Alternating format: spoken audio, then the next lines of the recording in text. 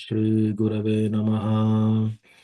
श्रीचैतन्यमनोभीष्टं स्थापितं येन भूतले स्वयं रूपा कदा मह्यं ददाति स्वपदान्तिकम्। वन्देऽहं श्रीगुरो श्रीयुतापदकमलं श्रीगुरून् वैष्णवांश्च श्रीरूपं साग्रजातां सहगना रघुनाथान्वितं तं सजीवम् साद्वैतं सावधूतं परिजनासहितं कृष्णचैतन्यदेवं श्रीराधा कृष्णपादान् सहगना ललिता श्रीविशाखान्वितांश्च। हे कृष्णा करुणा सिन्धो दीनबन्धो जगत्पते गोपेशा गोपिका कान्ता राधा कान्ता नमोऽस्तु ते। तप्तकाञ्चना गौराङ्गी राधे वृन्दावनेश्वरी वृषभानुसुते देवी प्रणमामि हरिप्रिये। वाञ्छाकल्पतरुभ्यश्च कृपासिन्धुभ्य एव च पतितानां पावनेभ्यो वैष्णवेभ्यो नमो नमः। जय श्रीकृष्ण चैतन्य प्रभु नित्यानन्द श्री अद्वैता गदाधर श्रीवासादि गौरभक्तवृन्दा। हरे कृष्णा कृष्णा कृष्णा हरे हरे हरे राम राम राम हरे हरे। त्रिनादपि सुनिचेन तरोरपि सहिष्णुना मानिना मानदेन कीर्तनीय सदा हरिः। कथञ्चन स्मृते यस्मिन् दुष्करं सुकरं भवेत् विस्मृते विपरीतं स्यात् श्रीचैतन्यं नमामि तम्। संसारदुःखजलधौ प्रथितस्य कामा क्रोधादिनक्रमकरे कबलीकृतस्य दुर्वासना निगडितस्य निराश्रयस्य चैतन्यचन्द्र मम देहि पदावलम्बम्। चैतन्यचन्द्र मम देहि पदावलम्बम्। हरे कृष्ण। विजय जगन्नाथ प्रभु। दंडवत प्रणाम। हरे कृष्ण प्रभु जी, प्रणाम प्रभु जी। दंडवत प्रणाम राधिका माता जी, ज्योति माता जी, दंडवत प्रणाम।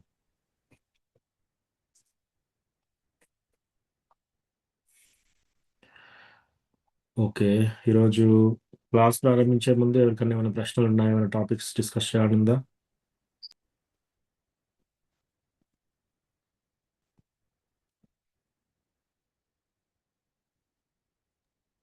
हरे कृष्ण प्रभु जी, दंडावत प्रणाम। दंडवत प्रणाम।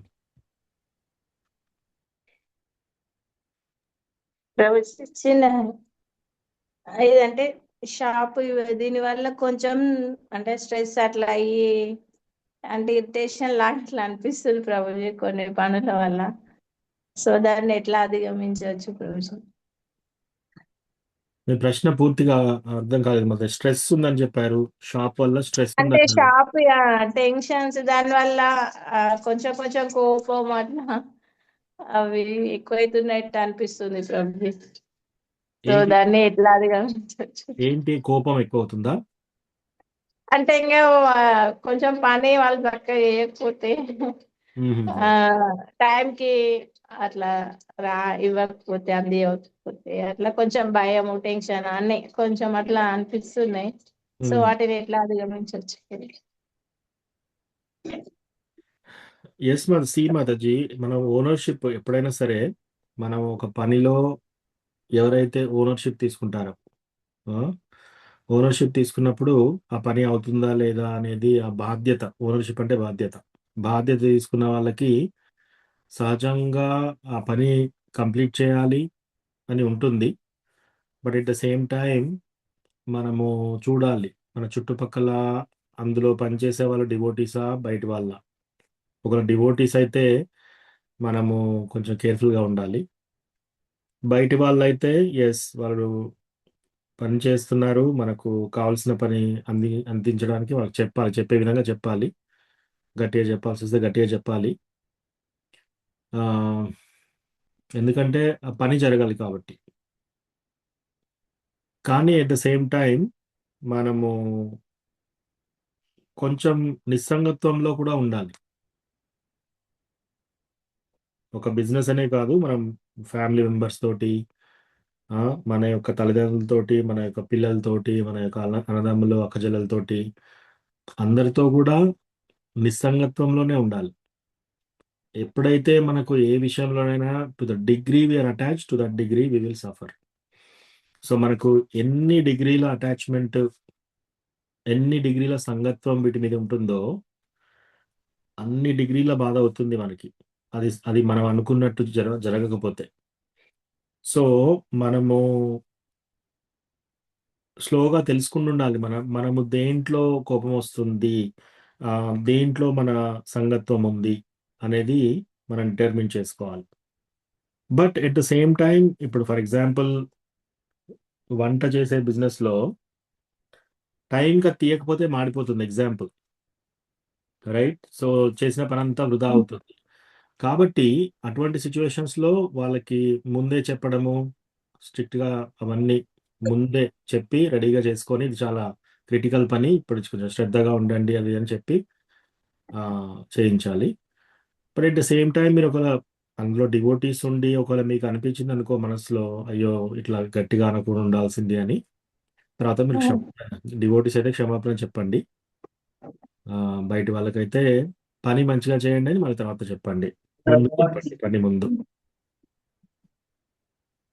ఓకే ప్రభుజీ. ఓకేనా మాతాజీ, మీకు ఆన్సర్ అయిందా మీరు అడిగింది ఎగ్జాక్ట్ గా?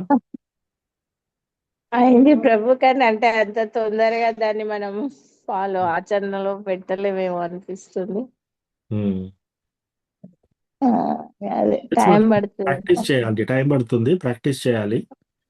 ప్రాక్టీస్ చేసి కొన్ని సార్లు కమ్యూనికేషన్ అంటే కొన్ని సార్లు మనం చెప్పే విధానంలో కూడా ఉంటుంది. ఫర్ ఎగ్జాంపుల్ అది అది అది విధంగా చేయకపోతే అది పాడవుతుంది కదా, అంత మాత్రం కూడా మీకు తెలియదా అని మనము అనొచ్చు వేరే వాళ్ళని. కానీ అది స్టార్టింగ్ కంటే ముందే వాళ్ళని కూర్చోబెట్టి ఇది ఈ విధంగా ఉండాలి, ఇది ఈ టైంలో చేయాలి, ఇది ఇలా చేయాలి అని క్లియర్గా మీరు ఇన్స్ట్రక్షన్స్ చెప్పారనుకోండి, చెప్పి ఆ తర్వాత చేసేటప్పుడు మధ్యలో కూడా ఒకసారి గుర్తు చేసి ఇంకా అట్లనే అవుతుంటే, రిపిటేషన్గా అట్లనే అవుతుంటే దాన్ని మీరు చర్య తీసుకోవచ్చు. ఓసారి మనం కూడా కమ్యూనికేషన్, మనం కూడా చెప్పేది అన్ని ముందు ముందు సరిగా చెప్తున్నామా లేదా అది ఒకసారి మనం కూడా చూసుకోవాలి. బట్ ఏదేమైనా కూడా మన వల్ల ఇతరులకి యాంగ్జైటీ ఇంక్రీజ్ చేయకూడదు. కానీ అప్పటికప్పుడు ఆ పరిస్థితిలో ఒకవేళ మీరు గట్టిగా అనాల్సి వచ్చినా కూడా, ఉదాహరణ చెప్పాను కదా మీకు, సపోజ్ టైంకి తీయకపోతే అది మాడిపోతుంది అనుకోండి, ఇంకా అప్పుడు గట్టిగా చెప్పాలి, తీ లేకపోతే స్టవ్ ఆపేసే అని చెప్పేసి గట్టిగా చెప్పాలి. కిచెన్ లో కూడా ఇవి జరుగుతూనే ఉంటాయి, ఇది ఇస్కాన్ కిచెన్ లో కూడా. సో అది అది సహజం. మనం దాన్ని ఏ విధంగా చేస్తున్నాం, మనము ఆ వస్తువు ఖరాబ్ కాకూడదని చెప్తున్నాం. సో దాన్ని అంత మట్టుకే ఉంచాలి. ఆ, ఇంకా మనుషుల వాళ్ళ వాళ్ళ ఆ, వాళ్ళలోకి కూడా వెళ్ళకూడదు మనం, అంటే మనస్తత్వాలు మనసులోకి అట్లా. సో బేసికల్గా మనం మనం మన ఫోకస్ అంతా పని మీద ఉండాలి. పని సరిగా అవుతుందా కాకపోతే గట్టిగా చెప్పాల్సింది చెప్పాలి. అట్లా అన్నమాట. సో ఇక బిజినెస్ లో ఇవి తప్పదు. కానీ అంటే మనము మనల్ని మనం కంట్రోల్ చేసుకోవడానికి ఏమైనా అట్లా ఆలోచించవచ్చా ప్రభు? ఎస్, అంటే మనల్ని వాళ్ళ కంట్రోల్ చేయాలి అంటే మాతాజీ, ఎస్, మీరు 16 రౌండ్లు చాంటింగ్ సరిగా చేసి, మీరు భక్తుల యొక్క సాంగత్యంలో సరిగ్గా ఉండి, మనం భక్తి సరిగా చేస్తూ ఉంటే అది ఆటోమేటిక్ గా వస్తుంది. మనకు ఆ ఓపిక ఆటోమేటిక్ వస్తుంది. ప్లస్ ఆ మూమెంట్ లో, ఆ టైంలో, ఆ మూమెంట్ లో స్పార్క్ ఇట్లా గట్టిగా రాకుండా మనకి మన సాధన ఒకటి కాపాడుతుంది. సో మనం చేసే సాధన చాలా చాలా మనం చాంటింగ్ చేసేటప్పుడు టైం తీసుకొని 16 రౌండ్లు ధ్యానంతో మంచిగా కూర్చొని, వేరే మల్టిపుల్ పనులు చేసుకోకుండా ఓన్లీ ధ్యానం, ఓన్లీ కృష్ణ భగవాన్ని హరే కృష్ణ మహామంత్రం జప చేసిన టైంలో చాలా ఫోకస్డ్గా చేయాలి.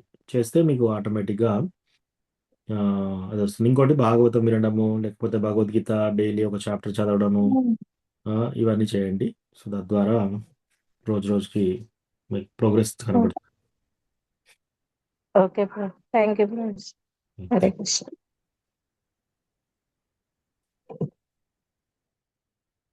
ఓకే. ఇంకేమైనా ప్రశ్నలు ఉన్నాయా?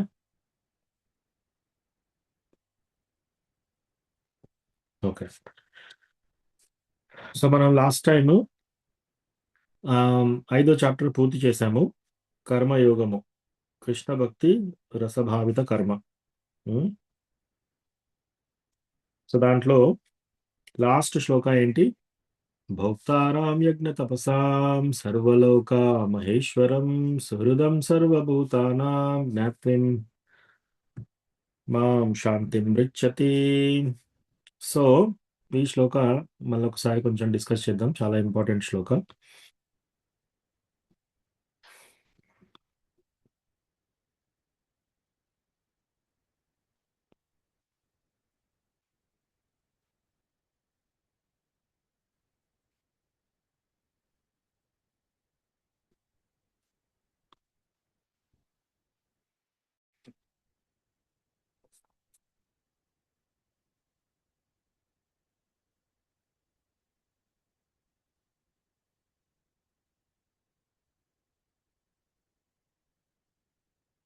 ఓకే.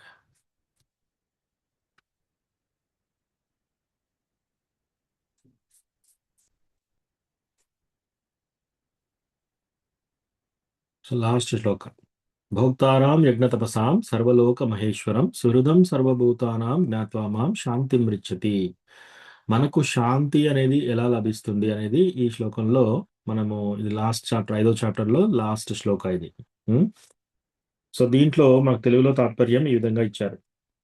నా సంపూర్ణ భావన ఎందున్నవాడు నన్ను సర్వ యజ్ఞములకు తపస్సులకు చరమ భోక్తగును సకల లోకములకు దేవతలకు ప్రభు ప్రభువుగను సకల జీవులకు లాభమును గూర్చు వానిని మరియు శ్రేయోభిలాషిని అని తెలుసుకొని భౌతిక దుఃఖముల నుండి విడిపడి పరమశాంతి పొందును. సో చాలా మందికి, కొందరు బయటికి చెప్తారు, కొందరు బయటికి చెప్పరు, ఇది దుఃఖాలయం అశాశ్వతం. ఇది దుఃఖాలయం అంటే ఏంటి? ఇక్కడ ఓన్లీ దుఃఖమే దొరుకుతుంది. ఒకవేళ సరిగ్గా మంచిగా అన్ని ఉన్నాయి అంటే అది తాత్కాలికం, కొన్ని రోజులు మాత్రమే. పర్మనెంట్ గా ఇక్కడ హ్యాపీనెస్ అనేది దొరకదు. ఓకే. సో ఈ దుఃఖాలయం అశాశ్వతం. సో చాలా మందికి శాంతి ఉండదు. అశాంతి అంటే చాలా టెన్షన్స్, యాంగ్జైటీ, పని అవుతుందా లేదా, ప్లస్ ఇవన్నీ చాలా చాలా ఇటువంటి టెన్షన్స్ ఉంటాయన్నమాట. రెండోది భౌతిక దుఃఖముల నుండి విడిపడి, ఈ ఆ భౌతిక దుఃఖాల నుంచి మనం తొలగిపోవాలి, ప్లస్ మనకు శాంతి లభించాలి అంటే ఏంటి, ఏం చేయాలంట? భోక్తారాం యజ్ఞ తపసాం. ఓ కృష్ణ, నేను కాదు భోక్తాని. మనందరం ఏమనుకుంటున్నాము? నేను భోక్త. ఓకే, నేను ఈ ఇంటికి భర్తని కాబట్టి నాకు సర్వీస్ చేయాలి మిగతా వాళ్ళు అని భర్త అనుకుంటున్నాడు. నేను ఈ ఇంటి ఇల్లాలి కాబట్టి నాకందరూ ప్రేమ చూపించాలి అని తల్లి అనుకుంటుంది. కొడుకు ఏమనుకుంటున్నాడు? నేను ఇంత పెద్ద ఉద్యోగం చేస్తున్నాను, నాకు అందరూ గౌరవం ఇవ్వాలి. ఇంకొక వ్యక్తి ఏమనుకుంటున్నాడు? నేను డాక్టర్ని, అందరూ నాకు రెస్పెక్ట్ ఇవ్వాలి. భోక్తారాం యజ్ఞ తపసాం. వాళ్ళు ఏమనుకుంటున్నారు? మీనే భోక్త. ఎంతసేపు మనం భోక్తం, మనం ఎంజాయ్ చేద్దామని మనం ప్రయత్నాలు చేస్తూ ఉంటే అప్పుడు మనకు పరమ దుఃఖమే లభిస్తుంది. రెండోది శాంతి ఉండదు. సో ఇక్కడ కృష్ణ ఏమంటున్నాడు? భోక్తారాం యజ్ఞ తపసాం. అన్ని యజ్ఞాలకు, అన్ని తపస్సులకు, అన్ని దానాలకు, అన్నిటికీ నేనే భోక్త. అంటే కృష్ణ భగవానుడు భోక్త, కృష్ణ భగవానుడు ఎంజాయర్. మనము కృష్ణ భగవానుడి సర్వీస్ లో ఇవన్నీ పెట్టాలన్నమాట. యజ్ఞాలు చేసినా సరే కృష్ణకు అర్పించాలి, తపస్సు చేసినా కృష్ణకు అర్పించాలి. మనకు వచ్చిన శాలరీ అంతా కృష్ణకే. మనకున్న పిల్లలు, మనకున్న భార్య, మనకున్న భర్త, మనకున్న ఇల్లు అన్ని కృష్ణకే. ఓకే. సో అది భోక్తారాం యజ్ఞ తపసాం సర్వలోక మహేశ్వరం. అన్ని లోకాలకు, అందరు దేవతలకి దేవుడికి కృష్ణ భగవానుడు మహేశ్వరం. మహేశ్వర అంటే మహా ఈశ్వర. ఈశ్వర ప్రతి ఇంట్లో ఈశ్వర ఉంటారు. ఈశ్వర అంటే ఏంటి? కంట్రోలర్. ఇప్పుడు ఫర్ ఎగ్జాంపుల్ మీరు ఒక షాప్కి వెళ్ళారనుకోండి, ఆ షాప్ లో యజమాని, ఆ షాప్ కి ఈశ్వర్. ఫ్యామిలీకి వచ్చారనుకోండి, కిచెన్ లో ఉన్నారనుకోండి, ఆ ఇంటి తల్లి ఈశ్వర్, అంటే కంట్రోలర్, ఆ కిచెన్ కంట్రోల్ చేసేట. అలాగే తండ్రి వచ్చేస్తే ఆ కుటుంబానికి ఈశ్వర్. ఒక వాడలో ఒక పెద్ద మనిషి ఉంటాడు, ఆయన ఈశ్వర్. అట్లాగే మేయర్, సిటీకి ఒక మేయర్, లేకపోతే స్టేట్కి ఒక చీఫ్ మినిస్టరు, కంట్రీకి మొత్తము దేశానికి ఒక ప్రైమ్ మినిస్టరు, వీళ్ళందరూ రకరకాల చిన్న చిన్న ఈశ్వర్స్ అన్నమాట. సో సర్వలోక మహేశ్వరం, దీంట్లో ఏమంటున్నాడు కృష్ణ, అన్ని లోకాలకి, అందరు దేవతలకి నేను అధిపతిని, కృష్ణ అధిపతి అని ఎవరైతే అనుకుంటారో, ఫస్ట్ ఏంటంట, భోక్తారాం యజ్ఞ తపసాం, అన్ని యజ్ఞాలకు తపస్సులకు అన్నిటికీ ప్రొపరైటర్ ఎవరు, కృష్ణ. కృష్ణ ఎంజాయర్, అదొక ఫస్ట్ స్టేట్మెంట్. రెండోది ఏంటి, సర్వలోక మహేశ్వరం, అన్ని లోకాలకు అందరి దేవతలకు కృష్ణ అధిపతి. ఓకే. సుహృదం సర్వభూతానాం, భగవంతుడు ప్రతి ఒక్కరికి, అటు అటు భక్తులకి, అభక్తులకి, రాక్షసులకి, దేవతలకి, అందరికీ సుహృదం సర్వభూతాలు, అందరికీ సుహృదంగా ఉంటాడు భగవంతుడు, అందరికీ ఈక్వల్గానే, అందరి శ్రేయోభిలాషి. అలా ఎవరైతే అనుకొని అర్థం చేసుకుంటారో, జ్ఞాత్వా మాం శాంతిం పృచ్చతి, అటువంటి వాళ్ళు, ఆ విధంగా ఎవరైతే తెలుసుకుంటారో వాళ్లకు శాంతి లభిస్తుందట. వాళ్ళు పరమ దుఃఖాల, భౌతిక దుఃఖాల నుంచి విడిపడతారంట. సో ఎప్పుడైనా సరే మీరందరికీ, మనందరికీ, ఎవరికైనా దుఃఖం దేని గురించి కలుగుతుంది అంటే దాని అర్థం ఏంటంటే, మనం ఈ మూడు చేయలేదని అర్థం. వింటున్నాం క్లాస్లో, భోక్తారాం యజ్ఞ తపసాం, కానీ మనమే భోక్త. నాకు రెస్పెక్ట్ కావాలి, నాకు పలుకుబడి రావాలి, నన్ను అందరు గౌరవించాలి, ఎందుకు నేనే భోక్త అనుకుంటున్నాను కాబట్టి ఆ విధంగా అనుకుంటున్నామంట. అన్నిటికీ భోక్త కృష్ణనే. మనకు ఒక ఆస్తిపాస్తులు బాగా వచ్చాయనుకోండి, అదంతా కృష్ణదే. మనకు మంచి భర్త కానీ, మంచి భార్య కానీ లభించింది అనుకోండి, అది అంతా కూడా కృష్ణనే. తర్వాత మనకు పిల్లలు పుట్టారనుకోండి, వాళ్ళందరూ కూడా కృష్ణ ఇచ్చిన వస్తువులే. సో అట్లా మనకి ఏదైనా సరే, మనకు ఎంత పలుకుబడి, ఎంత మంచిది, ఏమి కలిగినా సరే, ఏం ఐశ్వర్యం ఏది కలిగినా కూడా అదంతా కృష్ణ భోక్త. లేదు ఇప్పుడు నేనే ఎంజాయ్ చేస్తాను, నేను భోక్త అని అనుకుంటే దుఃఖం స్టార్ట్ అవుతుంది, శాంతి పోతుంది. సో అన్నిటికీ భోక్తారాం యజ్ఞ తపస్సాం, యజ్ఞ తపస్సులు, దాన క్రియ కర్మ అన్నిటికీ కృష్ణ. సర్వలోక మహేశ్వరం, అన్ని లోకాలకి, అందరి దేవతలకి కృష్ణ అధిపతి. తర్వాత సుహృదం సర్వభూతానం, అందరి ఎట్ల కృష్ణ ఈక్వల్ గా ఉంటాడు. అందుకే మీరు శ్రీమద్ భాగవతంలో చూసాం కదా, మన లాస్ట్ వారం టెంపుల్ క్లాస్ లో, దుర్యోధనుడు చనిపోయినప్పుడు కృష్ణ అంత సంతోషపడలేదు, అంత దారుణంగా చంపబడ్డాడు అని చెప్పేసి, అతని తొడలు పగలగొట్టి చంపారనమాట. సో అది చూసి కృష్ణ కూడా ఆనందించలేదు. ఈవెన్ రాక్షసులు చనిపోయినప్పుడు కృష్ణ ఏమీ ఆనందించాడు, ఎందుకంటే అందరూ మమేవాంశో జీవలోకే జీవభూత సనాతన, మనందరం కృష్ణ భగవాన్ యొక్క అంశలం కాబట్టి కృష్ణకి, మనకి ఏమైనా సరే, రాక్షసులకి ఏమైనా సరే కృష్ణకి అంత నచ్చదు. ఇప్పుడు కొందరు ఏమనుకుంటారు, ఓకే వీడికి బాగా దెబ్బ తగిలింది, హ్యాపీ అని పగలు పెట్టుకున్న వాళ్ళు అలా అనుకుంటారు. కానీ కృష్ణకి ఎవరి మీద అలాంటి పగ లేదనమాట. సో అందరికీ సుహృదం సర్వభూతానాం జ్ఞాత్వా మాం, ఎవరికైతే ఈ విషయం తెలుస్తుందో, ఎవరైతే ఈ విషయం అర్థం చేసుకుంటారో యాజ్ ఇట్ ఈస్ గా, వాళ్ళకి శాంతి మృచ్చతి, వాళ్ళకి దుఃఖాలన్నీ పోయి శాంతి లభిస్తుందట. సో మనం ఉన్న షాప్ అయినా సరే, మనకున్న బిజినెస్ అయినా సరే, మనకున్న చదువు అయినా సరే, మనకున్న తెలివితేటలైనా సరే, అన్నీ కూడా కృష్ణ భగవానుని భక్తిలో కృష్ణ భగవానునికి సమర్పించాలన్నమాట. అలా ప్రతి ఒక్కరు చేశారనుకోండి, శాంతి చాలా శాంతియుతంగా ఉంటుంది అన్ని విషయాలలో. సో అందుకే యుధిష్ఠిర్ మహారాజ్ ఎప్పుడైతే రాజ్యాన్ని పాలిస్తున్నాడో, అందరూ శాంతిగా చాలా మంచిగా ఉండేవాళ్ళు. రామరాజ్యం అంటే ఏంటి, ఆ రాజ్యంలో వర్షాలు సరిగా పడుతున్నాయి, అందరూ హ్యాపీగా ఉన్నారు. రాముడు రాజ్యం నడిపినప్పుడు అయోధ్యలో ఏ ఇంటికి తలుపులు పెట్టుకునే వాళ్ళు కాదు, ఏ ఇంటికి తాళాలు వేసేవాళ్ళు కాదు. ఈవెన్ రాజ్యం యొక్క సంపద గృహం ఉంటుంది కదా, ట్రెజరీ, రాజ్యంలో అన్ని గోల్డ్ అవన్నీ పెట్టుకుంటారు కదా, దానికి కూడా తాళమే లేదు, ఓపెన్, ఎక్కడ ఏ తాళాలు వేయలేదు, ఎందుకంటే అసలు దొంగ అనేవాడే లేడు, దొంగిలించడం అనే కాన్సెప్టే లేదు. సో అట్లా అన్నమాట. అండ్ ఇంకోటి, పెద్దవాళ్ళు ఉండగా చిన్నవాళ్ళకి మృత్యు జరగలేదు ఎప్పుడు. ఓన్లీ పెద్దవాళ్ళు, ముసలి వాళ్ళు అయినప్పుడు వాళ్ళు చనిపోతారు. తర్వాత వాళ్ళ పిల్లలు. అట్లా ఒకరి తర్వాత ఒకరు. అంతేగాని పెద్దవాళ్ళు బతికుండగా చిన్నవాళ్ళకి మృత్యు ఏ రాజ్యంలో అన్నా అలా జరుగుతుంది అంటే ఆ రాజ్యం అతి దారుణంగా పాలిస్తున్నారని అర్థం. పాపభూయిష్టంగా రాజ్యాన్ని పాలిస్తుంటే ఇటువంటి అవాంఛనీయ సంఘటనలన్నీ జరుగుతుంటాయన్నమాట. సో అది చాలా ఇంపార్టెంట్ శ్లోకం. ఎవరన్నా మెమరైజ్ చేసుకోవాలనుకుంటే ఈ శ్లోకాన్ని మెమరైజ్ చేసుకోండి. సో ఇక్కడి వరకు మనకి karma yoga, action in Krishna consciousness ఇవన్నీ చెప్పారు. ఇప్పుడు మనకి ధ్యాన యోగం గురించి చెప్తున్నారనమాట. ధ్యాన యోగ అంటే ఏంటి? మెడిటేషన్, అష్టాంగ యోగ, యమ, నియమ, ఆసన, ప్రాణాయామ, ప్రత్యాహార, ధారణ, ధ్యాన, సమాధి, ఈ 8 అంగాలతో ఉన్న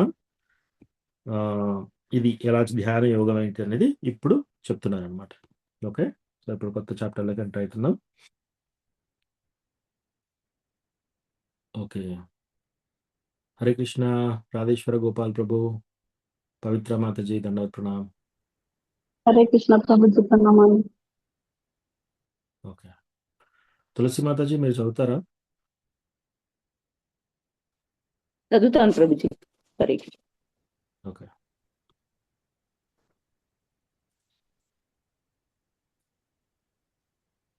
ఓకే, 6వ చాప్టర్ ధ్యాన యోగం. ధ్యాన యోగ. సో దీని తర్వాత మనకి భక్తి యోగ స్టార్ట్ అవుతుంది. ఈ చాప్టర్ తర్వాత ఇంకా భక్తి యోగ, అది చాలా అద్భుతంగా ఉంటుంది అనమాట. ఇది లాస్ట్ కర్మయోగ సెక్షన్ లో, ఇది లాస్ట్.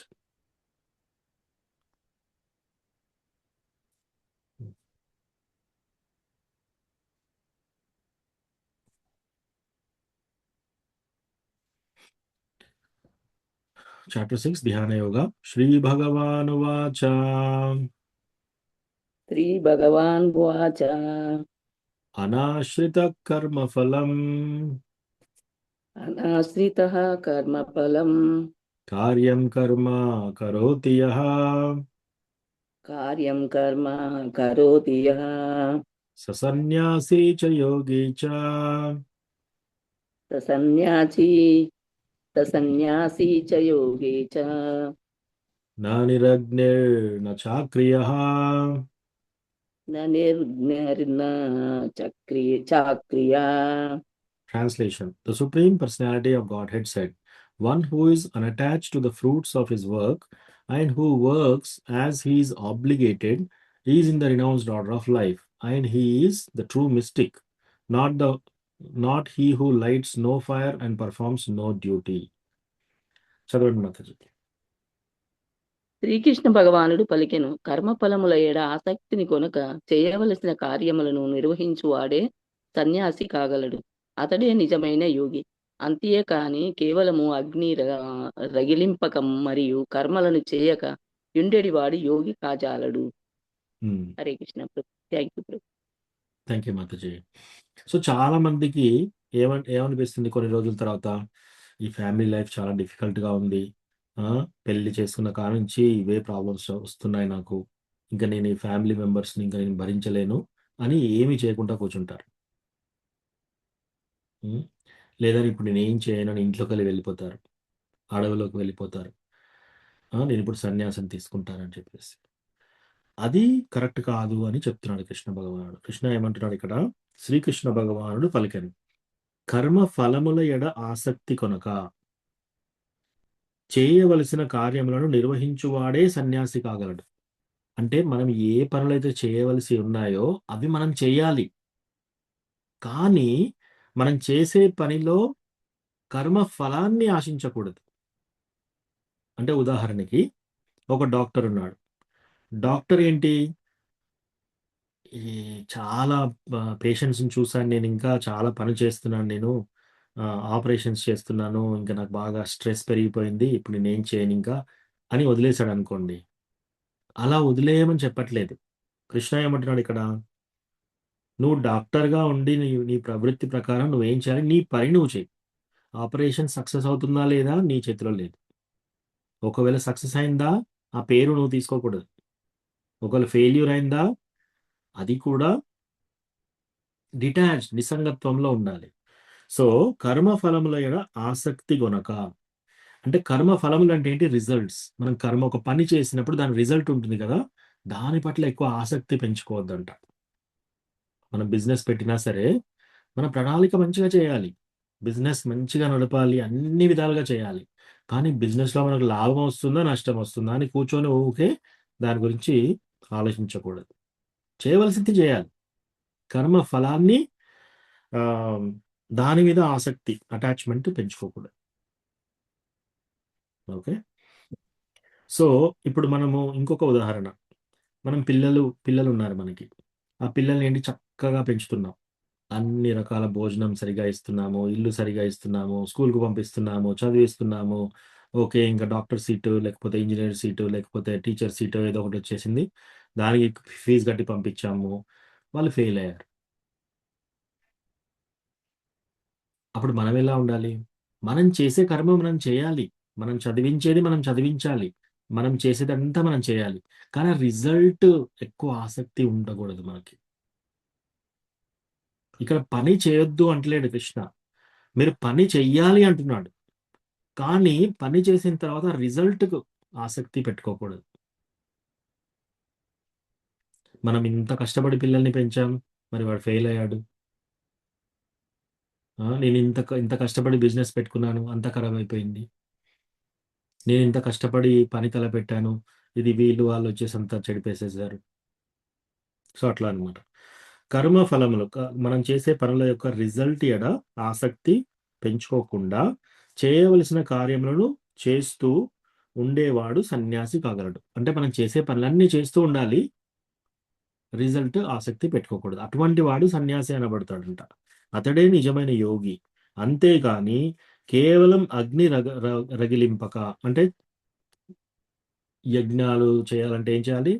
మంట ముందు అగ్ని రగిలించి తర్వాత యజ్ఞం చేస్తారు కదా! యజ్ఞం చేసిన తర్వాత ఆ యజ్ఞ ఫలితం వస్తుంది. కేవలం అగ్నిని రగిలింపక మరియు కర్మలు చేయక ఉండెడువాడు యోగి కాజాలడు. సో చాలా మంది ఏం చేస్తారంటే నేను ఏమి చేయను ఇప్పుడు ఇక అని కూర్చుంటాడు. నేను సన్యాసం తీసుకుంటానని.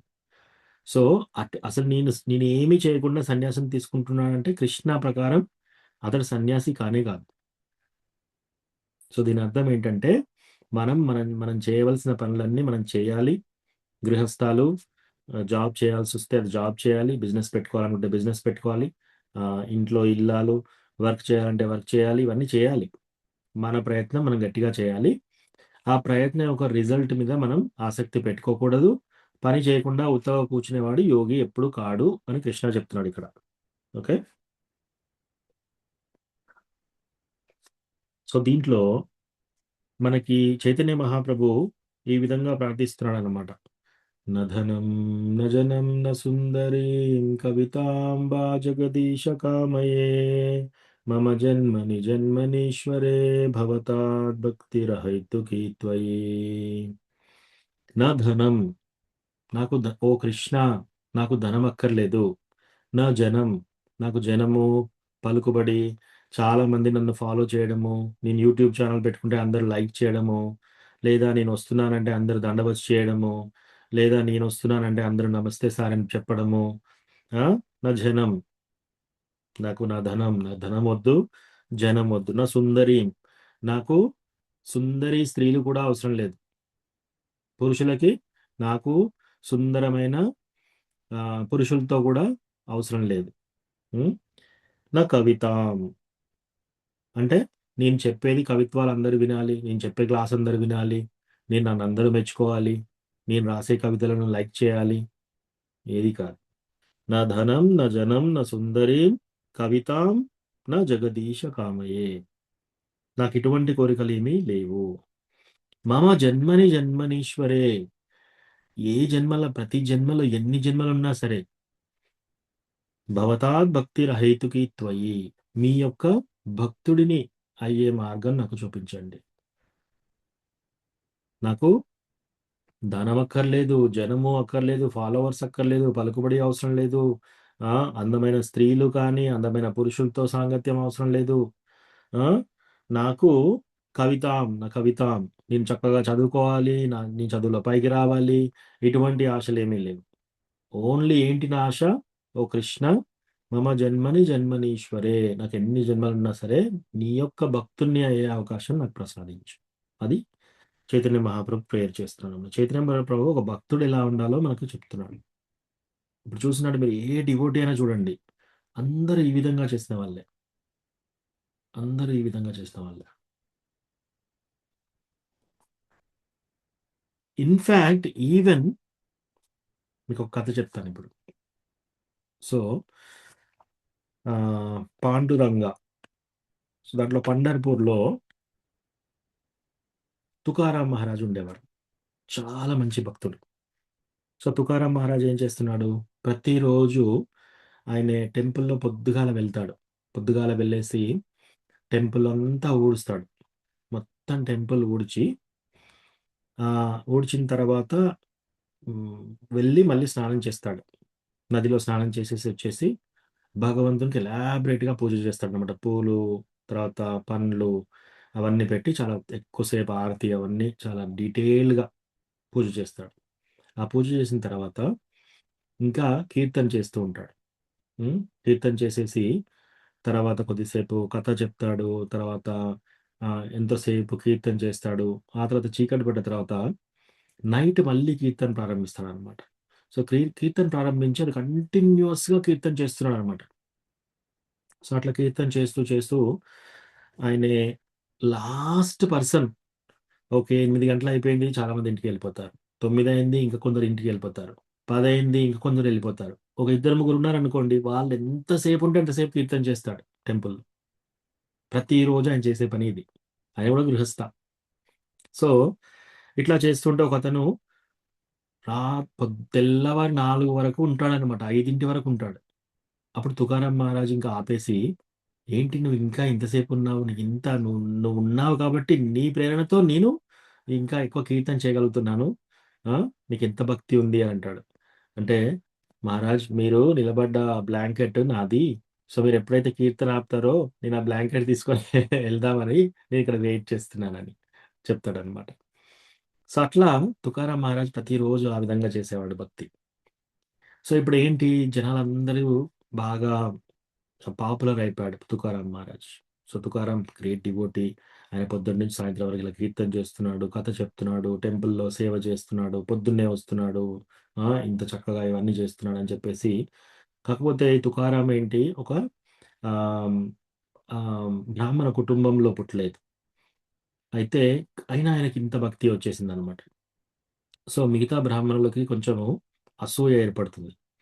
అసూయ ఏర్పడి ఊర్లో అందరూ వెళ్ళి ఇంకా ఇంకా తుకారాం మహారాజ్ ఎలా చెప్తున్నాడు, ఆయన ప్రవచనాలు ఎలా ఉన్నాయి, మీరు ఏ గుడికి వెళ్ళి ఇవి అవి ఏం చేయవలసిన అవసరం లేదు, మీరు ఓన్లీ భక్తి చేయండి, మీరు అక్కడ ఇక్కడ వెళ్ళి డబ్బులు కట్టవలసిన అవసరం లేదు, ఓన్లీ భక్తి చేస్తే సరిపోతుంది, మీరు ఓన్లీ చాంటింగ్ చేస్తే సరిపోతుంది, ఓన్లీ కీర్తన చేస్తే సరిపోతుంది, ఇదే చెప్తున్నాడు. మిగతా టెంపుల్లో అందరూ ఎక్కడికైనా వెళ్ళినప్పుడు, ఓ తుకారాం మహారాజ్ అసలు మనకు మేము ఏం పూజ చేయాల్సిన అవసరం లేదు, పైసలు ఇవ్వాల్సిన అవసరం లేదని చెప్తున్నాడు అని అక్కడ వాళ్ళకు కూడా ఏమీ ఇవ్వట్లేదు. సో ఈ బ్రాహ్మణులందరూ రోజు కూర్చొని ఈ తుకారాం ఆయన భక్తి ఆయన చేసుకోకుండా మనకి వచ్చే డబ్బు కూడా రానివ్వకుండా చేస్తున్నాడు, ఏదో ఒకటి చేయాలి, ఆయన ఏదో వీక్నెస్ చూడాలి, చూసి దాని మీద దెబ్బ కొట్టాలి అని చెప్పేసి ఈ బ్రాహ్మణులందరూ ఒక ఆయన్ని సెలెక్ట్ చేస్తారనమాట. అందులో శ్రేష్టమైన బ్రాహ్మణుడిని, ఆయన పేరు మాంగాచి.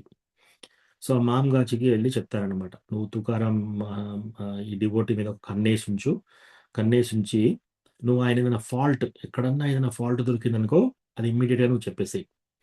ఆ విధంగా నువ్వు ఇమ్మీడియట్గా ఆ ఫాల్ట్ చెప్పేస్తే ఆయన మనం కిందికి గుంజేద్దాం. కిందికి గుంజేసేసి మనము ఆయనను బహిష్కరించుదాం. సో ఈ మామగాచి చాలా జాగ్రత్తగా మానిటర్ చేస్తున్నాడు అనమాట. పొద్దుటి నుంచి సాయంత్రం వరకు చూస్తూనే ఉన్నాడు ఆయనని. So Tukaram Maharaj pure devotee, పొద్దుటి నుంచి సాయంత్రం వరకు భక్తిలోనే ఉన్నాడు. ఓకే, ఎక్కడైనా తప్పు మాట్లాడుతున్నాడా దొరకబడదామని చూస్తున్నాడు. ఎక్కడ ఏ ప్రవచనం చెప్పినా కూడా ఎక్కడ ఒక్క తప్పు లేదు అక్కడ, అన్ని కరెక్ట్గానే చెప్తున్నాడు. సో ఇట్లా అన్నీ పర్ఫెక్ట్గా చేస్తున్నాడు. ఓకే, ఆయన ఇంకా వెయిట్ చేస్తున్నాడు. ఇంకా 15 రోజులైంది, 20 రోజులైంది, 30 రోజులైంది. వీళ్ళందరూ అడుగుతున్నారు, ఏంటి ఏమైనా దొరకబట్టావా, ఇంకేమైనా దొరికిందంటే, లేదు నేను నైట్ ప్రయత్నం చేస్తాను.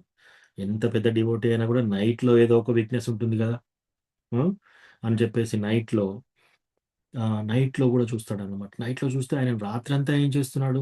ఎక్కడన్నా టెంపుల్‌లో ఎవరైనా ఉంటే డే అంతా కీర్తన చేస్తున్నాడు. నైట్ అంతా కీర్తన చేస్తున్నాడు. ఎప్పుడు చూసినా గూడా పాండురంగ, పాండురంగ అని చెప్పేసి కీర్తన చేస్తున్నాడు.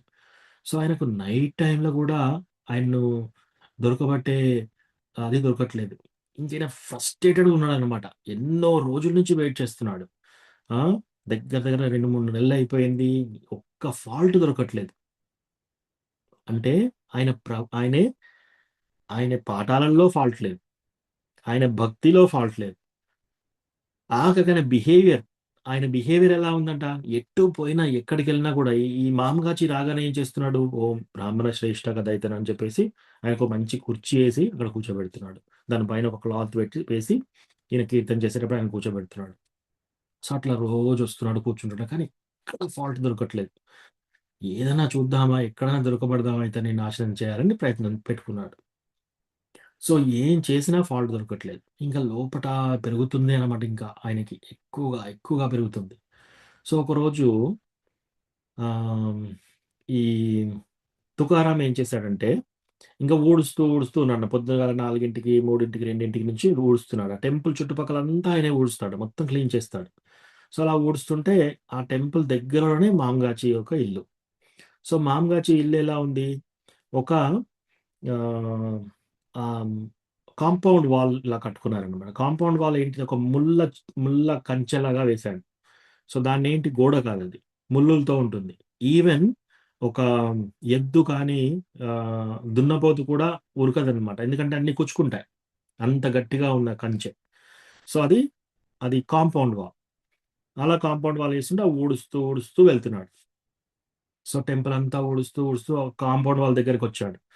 ఈయన లోపటి నుంచి అనుకుంటున్నాడు, ఈయనని ఎట్లా పట్టుకోవాలి నేను? ఏ విధంగా ఈయనను తప్పు పట్టాలి? నేను ఇన్ని నెలల నుంచి ట్రై చేస్తున్నాను. డే టైమ్‌లో పర్ఫెక్ట్‌గా ఉన్నాడు. రాత్రి పర్ఫెక్ట్‌గా ఉన్నాడు. ప్రతి ఒక్కటి పర్ఫెక్ట్‌గా చెప్తున్నాడు. ఆయన బిహేవియర్ సరిగ్గా ఉంది. అన్నీ చక్కగానే ఉన్నాయి. ఆయనలో ఫాల్ట్ నేను ఇంకా పట్టుకోలేకపోతున్నాను. ఇప్పటివరకు ఇంకా ప్రెషర్ వచ్చేసింది. మిగతా వాళ్ళందరూ నువ్వేదో ఒక ఫాల్ట్ పట్టుకోవాలి, ఆయనని దించాలి మనం అని చెప్పేసి. సో, ఇలా ఊడుస్తూ ఆయన ఊడ్చేటప్పుడు కొంచెము ఇట్లా దగ్గరికి వెళ్ళాక ఆ చైన్ ఏమైంది కింద పడింది. ఆ ముళ్ళ చైన్. "ఆ! నువ్వు నా ముళ్ళ చైను విరగ్గొట్టావు" అని ఆ ముళ్ళది ఆ కట్టెలన్నీ ఉన్నాయన్నమాట దానికి. దాన్ని తీసి ఇంకా ఆయన కొడుతున్నాడన్నమాట. ఎంత గట్టిగా కొడుతున్నాడంటే ఆ ముళ్ళన్నీ దిగి రక్తం కారిపోతుంది. రక్తం కారిపోతుంది. మొత్తం బాడీ అంతా ఆహ్, హ్మ్. పైనుంచి కింది వరకు ఎంత కోపంగా కొడుతున్నాడు.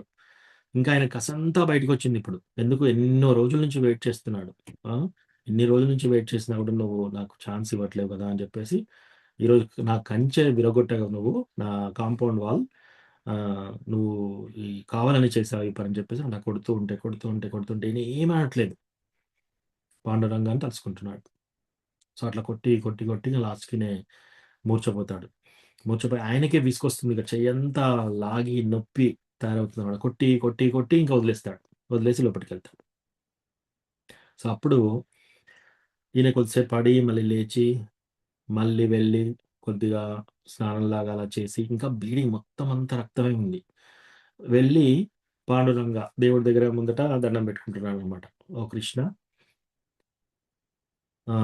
ఇంకా మిగతా ఊరందరూ ప్రేయర్ చేస్తున్నారు.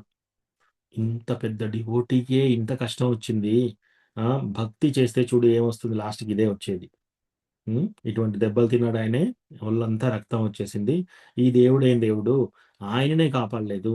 అంత మంచి భక్తుడు 24 అవర్స్ డివోటీ ఆయనే చేసినా కూడా ఆయనను ఇంక మనల్నెందుకు కాపాడతారని అందరూ భక్తిలో వెనకంజేస్తున్నారిప్పుడు. సో, అప్పుడు ఈయనెళ్లి ప్రార్థన చేసి ప్రేయర్ చేస్తున్నాడు భగవంతుడికి. ప్రేయర్ చేస్తుంటే కృష్ణ వీళ్ళందరి ప్రార్థనలు విని చూసి ఆయన ప్రేయర్ చేసేటప్పుడు మొత్తం ఆయన మొత్తము హీల్ అయిపోయింది. ఆయన ఎక్కడెక్కడ రక్తం కారుతుందో అంతా మళ్ళీ మంచిగా ఇంతకుముందు ఎలా ఉన్నాడో అలా అయ్యాడన్నమాట. మొత్తం వెలుగులోకొచ్చేసాడు. చాలా ఎనర్జిటిక్‌గా. ఇంకా మంచిగా కీర్తన చేస్తున్నాడు. అదంతా చేస్తున్నాడు. కానీ ఈరోజు మాత్రం ఆయన ఏం ప్రేయర్ చేస్తున్నాడు? ఆ ముళ్ళతోని కొట్టిన రోజు వెళ్లి కృష్ణ దగ్గర ఉండి ఏమని ప్రేయర్ చేస్తున్నాడాయన? ఓ కృష్ణ, ఓ పాండురంగ, నాకు ఈరోజు అతను కొట్టినా కూడా నాకు కోపం రాలేదని ప్రేయర్ చేయట్లేడు. ఆయన ఏం ప్రేయర్ చేస్తున్నాడు? ఓ కృష్ణ, నీవు, ఓ పాండురంగ, నీవు ఈయన ఇంత కొట్టినా కూడా నాకు నువ్వు నాకు కోపం తెప్పియలేదు. దాంట్లో తేడా ఉంది. ఎలా అనుకుంటున్నాడు చూడండి. నాకు కోపం రాలేదు అంటలేడు ఇతను. నీవు నాకు కోపం తెప్పియలేదు. అది కూడా కృష్ణకే ఇస్తున్నాడు చూడండి. అంటే నాకు కోపం వచ్చేది లేదు కూడా కృష్ణ నీవే. అంటే ఎంత డీప్ డివోటీ చూడండి, ఎంత ప్యూర్ డివోటీ. సో అలా ఉండాలి మనం. సో ఇప్పుడు ఆయన ప్రేయర్ చేశాడు. లాస్ట్కి ఆయన మొత్తం శరీరం అంతా మళ్ళీ పర్ఫెక్ట్గా తయారైపోయింది. ఇంకా మంచిగా వెలుగులాగా వెలిగిపోతున్నాడు. ఇట్లా అయిపోయినాక అందరికి తెలిసిపోయింది ఈ విషయం. తెలిసిపోయి ఇంకా పాపులర్ అయిపోయాడు. Wow, pure devotee. ఆయనకు రక్తం కారేటట్టు ఇలా కొట్టినా కూడా ఆయనకు ఇంత చక్కగా మళ్ళీ మొత్తం దేవుడు హీల్ చేశాడని చెప్పేసి ఇంకా ఫాలో అవుతున్నారు అందరూ. మిగతా ఊర్లు, పక్క ఊర్లో వాళ్ళందరూ కూడా ఆయన ప్యూర్ డివోటీ అని చెప్పుకుంటున్నారు. సో ఇప్పుడు మళ్ళీ వెళ్తాడు. మళ్ళీ వెళ్ళి ఆ రోజు కీర్తన చేసేటప్పుడు ఆ రోజు సాయంత్రం ఈ కుర్చీ దగ్గర చూస్తున్నాడు అనమాట. ఈ మామగాచి రాలేదు. అయ్యో, నా కీర్తనకి, నా క్లాస్కి మామగాచి రాలేదేంటి అని ఎదురు చూస్తున్నాడు. ఎదురు చూస్తూ తుకారాం మహారాజ్ ఒక అతన్ని పంపిస్తాడు.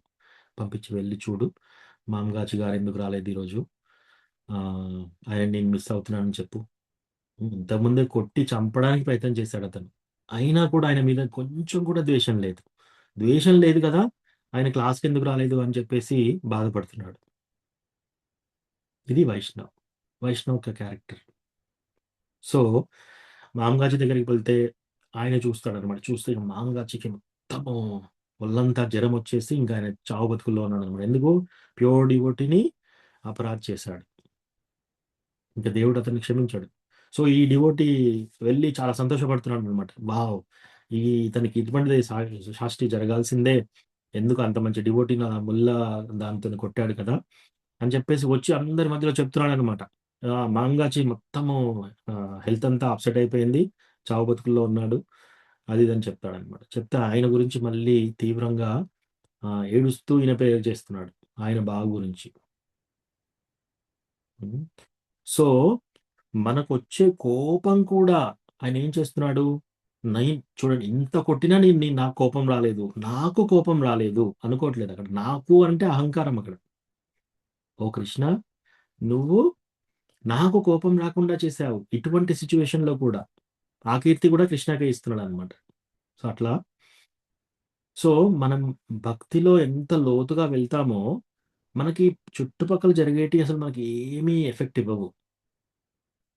ఏమీ ఎఫెక్ట్. ఇలాగే హరిదాస్ ఠాకూర్ కూడా ఆయనను 22 వీధులలో కొరడాలతో కొడుతున్నారు, రాడ్స్, ఇనుప రాడ్లతో కొడుతున్నారు, కాలుతో తంతున్నారు, ఆయన పైన ఉమ్మేస్తున్నారు, ఆయన తిడుతున్నారు. ఇవన్నీ చేస్తుంటే ఆయన ఏం చేస్తున్నాడు? ప్రేయర్ చేస్తున్నాడు. ఓ చైతన్య మహాప్రభు, వీళ్ళు ఏం చేస్తున్నారో వాళ్ళకి అర్థం కావట్లేదు, దయచేసి వాళ్ళని క్షమించండి. సో అది వైష్ణవ్ అనమాట. సో అది డివోటీ. సో ఇక్కడ ఏంటి? మనం కూడా భోక్తారాం యజ్ఞ తపసాం సర్వలోక మహేశ్వరం సుహృదం సర్వభూతానాం జ్ఞాత్వా మాం శాంతి మృచ్చతి. సో అట్లా మనం చేసే ప్రతి ఒక్క పూజ అన్నీ కూడా కృష్ణ భగవానుడే భక్త. ఆయనే ప్రీత్యర్థమే చేయాలి మనం. సో ఇక్కడ ఏమంటున్నాడు? కర్మఫలాల ఎడల ఆసక్తి గొనక. మనం చేసే ప్రతి పనిలో ఎక్కడ కూడా మనం ఆసక్తి పెట్టుకోకూడదు. చేయవలసిన కార్యం చేయాలి. అతడు సన్యాసి. కానీ కేవలం అగ్ని రగిలింపక మరియు కర్మలను చేయక ఉండేవాడు యోగి కాజాలడు అని చెప్తున్నాడు ఇక్కడ. ఓకే, ఎవరికైనా ప్రశ్న ఉందా? ఏమన్నా కామెంట్స్ ఉన్నాయా? నెక్స్ట్ లోకి వెళ్దాం. ఎస్ ప్రభు. ప్రభు, ఈ నిస్సంగత్వంగా ఉండాలంటే ఎలా ప్రభు? అంటే మీరు అన్ని చేయండి దానికి ఫలితం అన్నట్టు అంటే కొంచెం అంటే అఫ్కోర్స్ అది చేయాలి, బట్ అది చేయాలంటే ఎట్లా ప్రభు? సో నిస్సంగత్వం అంటే సింపుల్ గా ఎలా ఉండాలంటే ప్రభు, ఈ మనం చేసే పని చాలా చక్కగా చేయాలి. అధిష్టానం తథా కర్త కరణం చ పృథగ్విధం వివిధాశ్చ పృథక్ చేష్టా దైవం చైవాత్ర పంచమం మనం ఏ పని చేయాలన్నా కూడా సక్సెస్ఫుల్ కావాలంటే 5 కారణాలు ఉంటాయి దానికి. ఒకటేంటి? మన యొక్క శరీరం అంటే మన బాడీ. తర్వాత మనం అంటే మన ఆత్మ. తర్వాత మన యొక్క ఇంద్రియాలు, మన పంచేంద్రియాలు. ఆ తర్వాత మన ప్రణాళిక. మనం ఏదైనా పని చేయాలంటే ప్లాన్ చేసుకోవాలి, కష్టపడాలి, అన్ని వర్క్ చేయాలి. లాస్ట్‌కి దైవం చైవాత్ర పంచమం. దేవుని యొక్క టిక్ మార్క్ కూడా కావాలి. సో, దీంట్లో కృష్ణ ఏం చెప్తున్నాడు అంటే, మనం చేసే పని పర్ఫెక్ట్‌గా చేయాలి. మనం చేసే ప్రణాళిక సరిగ్గా చేయాలి. కష్టపడేది సరిగ్గా చేయాలి. అన్నీ సరిగ్గా చేయాలి. రిజల్ట్ లాస్ట్‌కి లాభం వచ్చిందా? కృష్ణ ఇచ్చాడు. లాభం రాలేదా? పర్వాలేదు. ఆ రిజల్ట్ గురించి మనం ఎక్కువ తపన పెట్టుకోకూడదు. అది చెప్తున్నాడిక్కడ. సో, ఉదాహరణకి ఒకతను ఏం చేశాడు? ఒక ఇద్దరు రైతుల గురించి చెప్తాను మీకు ఒక కథ. ఒక రైతు ఏం చేశాడు? దేవుడి మీద ఉంది. నమ్మకం ఉంది. ఆయన ఏం చేశాడు? ఓకే. కృష్ణ ఇవ్వాలనుకుంటే ఇస్తాడు. ఇవ్వద్దనుకుంటే ఇవ్వడు. అంత చేనంతా ఉంది. 2 ఎకరాల స్థలం. దాన్ని దున్నలేదు. దాంట్లో విత్తనాలు వేయలేదు. ఆ పక్కాయన ఏం చేశాడు? మొత్తం ఆయన దున్నాడు, కష్టపడ్డాడు. ఆయన భక్తుడు కాదు. కష్టపడ్డాడు. ఆహ్, విత్తనాలు విత్తనాలేశాడు. అన్నేశాడు. వర్షాలు మంచిగా కురిసాయి. ఆయన పంట బాగా పండింది. ఇతను మాత్రం పంట పండలేదు. అంటే దాని అర్థం ఏంటి? ఈయన చేసే పని ఈయన చేయలేదు. నెక్స్ట్ ఇయర్ ఏం చేశాడు? ఓకే. ఇట్లా కాదు, నేను పర్ఫెక్ట్‌గా చేస్తానని. ఇక్కడ ఇప్పుడు మంచిగా విత్తనాలు నాటాడు. విత్తనాలు నాటాడు, పని చేశాడు, అన్నీ చేశాడు. ఈసారి వర్షాలు పడలేదు. పంట రాలేదు. సో, మనం చేసే పని మనం చేయాలి. మనం పొలం దున్నాలి. మనం విత్తనాలు నాటాలి. మనం నీళ్లు పెట్టాలి. మనం చేయవలసిన పనన్నీ మనం చేయాలి. ఇంకా వర్షాలు పడతాయా లేదా మన చేతిలో లేదు. వర్షాలు కూడా పడ్డాయనుకోండి, దేవుడి అనుగ్రహం, అన్నీ మొలిచాయి, మంచిగానే పంట అన్నీ చేతికొచ్చాయి. సో, అట్లా మనం చేసే పని మనం జాగ్రత్తగా, మంచిగా చేయాలి. ఇంకా సింపుల్‌గా చెప్పాలంటే ప్రభు, మీరు మీ కాంపిటీటర్స్, మిగతా బిజినెస్ మ్యాన్ ఎంత ఎంత బాగా చేస్తారో వాళ్ళకంటే ఎక్కువ కష్టపడాలి. వాళ్ళకంటే ఎక్కువగా చమత్కారంతోని పని చేయాలి. ఓకే. లాభం వచ్చిందా? కృష్ణ అనుగ్రహం. నష్టం వచ్చిందా? అది మీరు ఎక్కువగా లాభం వస్తుందా? నష్టం వస్తుందా? అనే ఆతృత పెట్టుకోకూడదు. అది. సో, పని మాత్రం సిన్సియర్‌గా చేయాలి. అది చెప్తున్నాడు. నిస్సంగత్వం అంటే అది. సేమ్ థింగ్ మన పిల్లలకి కూడా అలాగే ఎళ్తుంది. యెస్, వాళ్ళు డివోటీ కావాలనే కోరిక మనకుంది. ఓకే. మనం చేసే ప్రయత్నం అంతా చేస్తాం. మనం టెంపుల్‌కి తీసుకెళ్దాము, వాళ్ళకి ప్రసాదం పెడదాము, అన్నీ చేద్దాం. వాళ్ళు భక్తులవుతారా కాదా? అది మన చేతిలో లేదు. సో, అక్కడ కూడా నిస్సంగత్వంలో ఉండాలి. అట్లా అన్నమాట. సో, మనం చేసే పని మనం చేయాలి. మనం ఏమేం చేయాలనేది మనం చేయాలి. కానీ డైరెక్ట్ ఫలితం మనకు రిజల్ట్ మన మన చేతిలో లేదు. దాంట్లో నిస్సంగత్వం, డిటాచ్‌మెంట్. నిస్సంగత్వం అంటే డిటాచ్‌మెంట్. సంగత్వం అంటే అటాచ్‌మెంట్. మనకు ఎన్ని డిగ్రీల అటాచ్‌మెంట్, ఇప్పుడు ఎప్పుడన్నా మనం కూర్చొని దేని విషయాలన్నా దుఃఖపడుతున్నాం అనుకోండి, మనకు ఆ దుఃఖమైన విషయంలో వాళ్ళతోటి మనకు బాగా సంగత్వం ఉందని అర్థం. ఓకేనా? విజయ రఘునాథ్ ప్రభు. ఎస్, ఓకే పెద్ద. Thank you. हरे कृष्ण प्रभु दंडवत प्रणाम प्रभु जी। దండోత్ ప్రణామ్ సుకోమల సత్యవతి మాతాజీ. హరే కృష్ణ ప్రభుజీ, ప్రణామాలు ప్రభుజీ. దండోత్ ప్రణామ్ సుమితి సాధ్వి మాతాజీ. ప్రభుజీ, మరి అంటే పిల్లలని అవన్నీ చదివిపించి తర్వాత అంత ఎక్స్పెక్టేషన్ పెట్టుకోవద్దు అంటే ఇంకా వాళ్ళు డిలే చేసి వాళ్ళు సెటిల్ కాకపోతే బాధ అవుతుంది కదా ప్రభుజీ. వాళ్ళని ఏం అనకుండా ఉండలేం కదా. నో మాతాజీ, వాళ్ళని ఏం అనొద్దని చెప్పట్లేదు ఇక్కడ. మీరు తల్లిదండ్రులుగా మీ కర్తవ్యం మీరు చేయండి. మీరు డబ్బు పెట్టండి, చదివించండి, ట్యూషన్ పంపించండి, వాళ్ళ ఆరోగ్యంగా చూడండి, వాళ్ళకి చెప్పేది గట్టిగా చెప్పండి, వాళ్ళు వినకపోతే 4 తిట్టాల్సి వస్తే తిట్టండి, అన్నీ చేయండి. అవన్నీ చేసినా సరే వాళ్ళు ఏ విధంగా అవుతున్నారు మన చేతిలో లేదు. వాళ్ళు ఏ అంటే దారి అది బాధే కదా ప్రభుజీ. ఎస్ మాతాజీ, అది బాధే, కానీ ఆ రిజల్ట్ ఇలా ఉండాలి అని అనుకోకూడదు మనం. అంటే చూడండి ఇప్పుడు ఓకే, ఇతరు నా కొడుకు, ఈమె నా కూతురు. ఓకే, నేను ఇంత చేస్తున్నాను, నేను బాగా చదివిస్తున్నాను, నేను కాలేజ్ పంపాను, ఫీజు కట్టాను, లక్షలు లక్షలు ధార పోసాను, ఇవన్నీ చేశాను, కానీ నువ్వు చదవట్లేవు. అంటే మన మన మన ఆలోచన ఏముంది? నువ్వు చక్కగా చదువుకోవాలి. రైట్? అది ఉండకూడదు మనకి. ఓకే. ఒక ఒక ఒక విషయంలో మనం ఫైట్ చేస్తున్నాం ఒకరి మీద. ఆ ఫైట్‌లో మనకు సక్సెస్ అవుతుందా? ఫెయిల్యూర్ అవుతుందా? మనకు తెలీదు. సో, ఫైట్ చేయడం మట్టుకే మనది. వాళ్ళకి చదివించడం మట్టుకే, వాళ్ళకి చెప్పడం మట్టుకే, అవన్నీ మట్టుకే. కానీ వాళ్ళేమవుతారు? తద్వారా ఏమవుతుంది? మన చేతిలో లేదు. సో, ఆ ఫలాపేక్ష పెట్టుకోకూడదు. ఆపేక్ష పెట్టుకోకూడదు. ఫలం అన్నీ చేసినాక ఫలం వచ్చిందా? పర్వాలేదు. ఫలం రాలేదా? పర్వాలేదు. అట్లా డిటాచ్డ్‌గా ఉండాలి. ఇక్కడ వాళ్ళని ఏమి అనకుండా వదిలేయాలని చెప్పట్లేదు కృష్ణ. తల్లిదండ్రులుగా మనం చేసేదంతా చేయాలి. మనం ఏమేం చేయాలో అవన్నీ చేయాలి. కానీ వాళ్ళేమవుతారో అది మన చేతిలో లేదు. అది మాతాజీ. కష్టం. యెస్. మీరన్నట్టు ఈజీ కాదు. కొన్ని విషయాలు చాలా బాధలవుతాయి మనకి. కానీ ఈ బాధలైనప్పుడు మనం ఒకటి మనం అడుక్కోవాలి. ఏంటది? ఇది నాకెందుకవుతుంది అని అడుక్కోకూడదు. ఆ ప్రశ్నకు మీకు సమాధానం దొరకదు.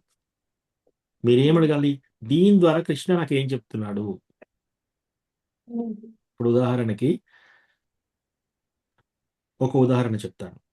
ఇప్పుడు భార్యాభర్తల్లో సే ఒక భర్తకి భార్య చెప్పినట్టుగా వినట్లేదు. ఎగ్జాంపుల్ ఉదాహరణ. ఆల్రెడీ అతనికి ఒక 100 జన్మలొచ్చాయేమో, 1000 జన్మలొచ్చాయేమో.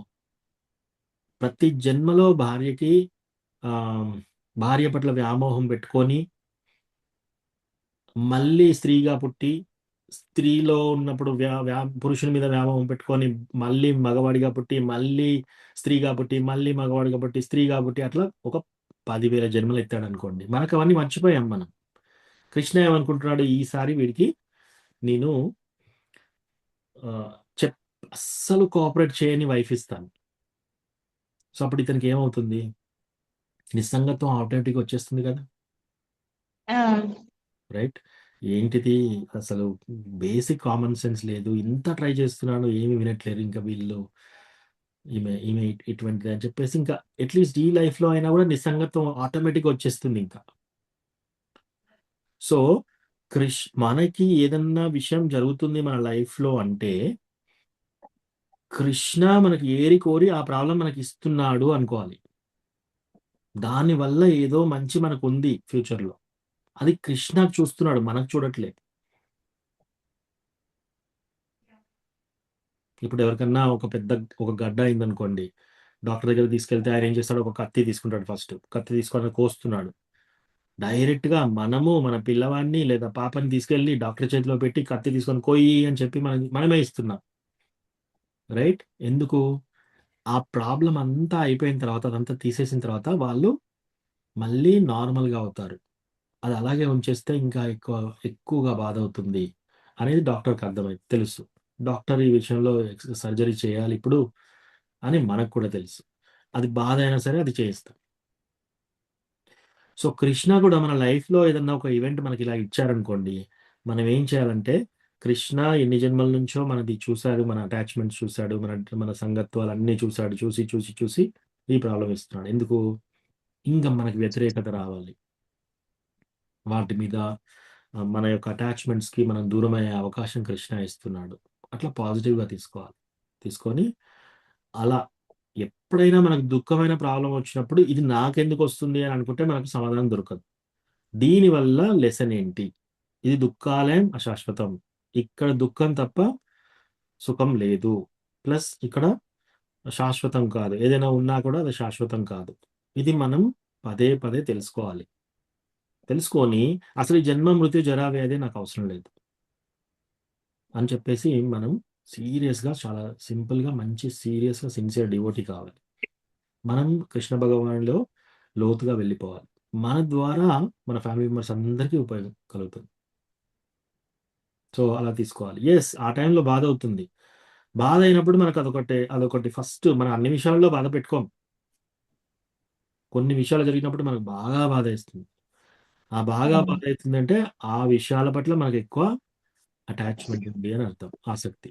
సో, ఆ ఆసక్తి మనం మెల్లమెల్లగా తెలుసుకొని, కొంచెం ఆసక్తి నుంచి నిస్సంగత్వం కావాలి. ఓకేనా Mataji? Okay correction Prabhuji. Thank you ఆ ప్రణాం ట్రాన్సిషన్ ప్రభుజీ. చాలా ప్రణామాలు. డిఫికల్ట్. ఎస్ ప్రభు. ఎస్ ప్రభు. రాధేశ్వర ప్రభుజీ ప్రభుజీ అంటే ప్రభు మనము పిల్లల వైపు నుండి ఒక గోల్ ఫిక్స్ చేసుకుని వాళ్ళని ఆ వైపుగా మనం మూవ్ చేయొచ్చు ప్రభుజీ. అంటే వాళ్ళ వైపులా అంటే మనమే ఒక అంటే పిల్లలకి ఏదైతే మంచి అవుతుందో దాన్ని ఒక గోల్ పెట్టించి దాన్ని పిల్లలు అటువైపుగా మనం మూవ్ చేయొచ్చు ప్రభుజీ. చేయొచ్చు యాజ్ ఏ పేరెంట్ గా. ఎస్ 100% చేయొచ్చు కాదు, చెయ్యాలి. మనం తల్లిదండ్రుల ప్రభు. కర్తవ్యంగా మనం అన్ని చేయాలి. వాళ్ళకి ఆరోగ్యం ఇవ్వాలి, వాళ్ళకి మంచి ఆహారం ఇవ్వాలి, మంచి చదువు చదివించాలి, మంచి స్కూలు మంచి కాలేజీలో అన్ని మంచి చేయాలి. అది మన కర్తవ్యం. అవన్నీ చేసినా కూడా వాళ్ళు బాగుపడతారా లేదా మన దగ్గరలో లేదు. ఓకే ప్రభు. అంటే నేను అంటే వాళ్ళకి ముందే ఒక గోల్ ఫిక్స్ చేసి వాళ్ళను అదే గోల్ వైపు లక్ష్యం వైపు యా నడిపించవచ్చు. ఎస్. కానీ గోల్ రాలేదనుకోండి, ఓకే ఓకే ఓకే అది ఓకే ప్రభు. ఆ, కాబట్టి మనము అంటే ముందే దాన్ని ఫిక్స్ చేయొచ్చు అని ఆ గోల్ ని ఇట్లా నువ్వు ఇట్లా సంథింగ్ డాక్టర్ కావాలి, లేకుంటే ఇట్లా సంథింగ్ ఇంజనీర్ కావాలని చెప్పి మనము ముందే అట్లా పెట్టచ్చు. అన్ని గోల్స్ పెట్టొచ్చు, అన్ని చదివించవచ్చు. వాళ్ళ గురించి మనం బ్యాంకులో ఇప్పుడే ఫిక్స్డ్ డిపాజిట్లు చేయొచ్చు, ఫీజు కట్టడానికి రేపు ఇవన్నీ చేయాలి. కానీ ఇవన్నీ చేసినాక లాస్ట్ వాళ్ళు ఇప్పుడు ఎగ్జాంపుల్ ఉదాహరణకి వాళ్ళు డాక్టర్ కావాలని మనం ఇవన్నీ చేసాం, వాళ్ళు చదవలేదు, Yes, ఫెయిల్ sir. అయ్యారు, డాక్టర్ సీట్ రాలేదనుకోండి, అప్పుడు కూడా ఓకే మనం నిస్సంగతో ఉండాలి. వాళ్ళకి నిజంగా వస్తుందా రాలేదా మనం నిస్సంగత్వంలో ఉండాలి. ఇది సక్సెస్ అవుతుందా ఫెయిల్ అవుతుందా మన చేతిలో లేదు. ప్రయత్నం చేయాలి. ఓకే ఓకే ప్రభు. ఓకే ఓకే ఇంకేమైనా ప్రశ్న ఉందా? ఓకే, కృష్ణమూర్తి ప్రభు, వసంతి మాతాజీ మీరు చదువుతారా? చేద్దాం ప్రభుజీ. నంబర్ 2. హరే కృష్ణ ప్రభుజీ. హరే కృష్ణ. యం సన్యాసం ఇతి ప్రాహుర్ యం సన్యాసం ఇది ప్రాహుర్ యోగం తం విద్ధి పాండవ యోగం తం విద్ధి పాండవ నహ్యసన్యస్త సంకల్పో నహ్యసన్యస్త సంకల్పో యోగి భవతి కశ్చన. యోగి భవతి కశ్చన. Translation: What is called renunciation, you should know to be the same as yoga, or linking oneself with the Supreme. O son of Pandu, for one can never become a yogi unless he renounces the desire for the sense gratification. Thank you, Prabhu. Hare Krishna. So తెలుగులో ఏది సన్యాసము అని పిలువబడునో దానిని యోగమనియు భగవానునితో కలయిక అని నీవు తెలుసుకొనుము. ఓ పాండుకుమార, ఇంద్రియ ప్రీతి కొరకును త్యాగము చెయ్యనిదే ఇంద్రియ ప్రీతి కోరికను త్యాగము చేయనిదే ఎవ్వడును యోగి కాజాలడు. He renounces. అంటే త్యజించడం. సో ఇక్కడ ఏం చెప్తున్నారంటే, ఏది సన్యాసమని పిలువబడునో దానిని యోగమనియు నీవు తెలుసుకొను. మనం సన్యాసం అని దేన్నైతే అంటున్నామో అంటే దాన్ని యోగా అంటున్నారు. యోగా అంటే ఏంటి? భగవంతునితో కలయిక. అంటే నిజంగా సన్యాసం అంటే ఏంటి? మనకు ఏదైతే మనకు ఉందో దాన్ని కృష్ణ భగవానులో వాడడం, ఉపయోగించడం, అది నిజమైన సన్యాసం. అసలు నీ దగ్గర చాలా మంది అంటారు నేను అన్నీ వదిలేస్తాను ఇప్పుడు. ఓకే, ఏం వదిలేస్తావు? అసలు నీది ఏది కాబట్టి నువ్వు వదిలేస్తావు? ఒక పలాని వ్యక్తి ఉదాహరణకు ఒక ఇంజనీర్ అయ్యాడు, డాక్టర్ అయ్యాడు.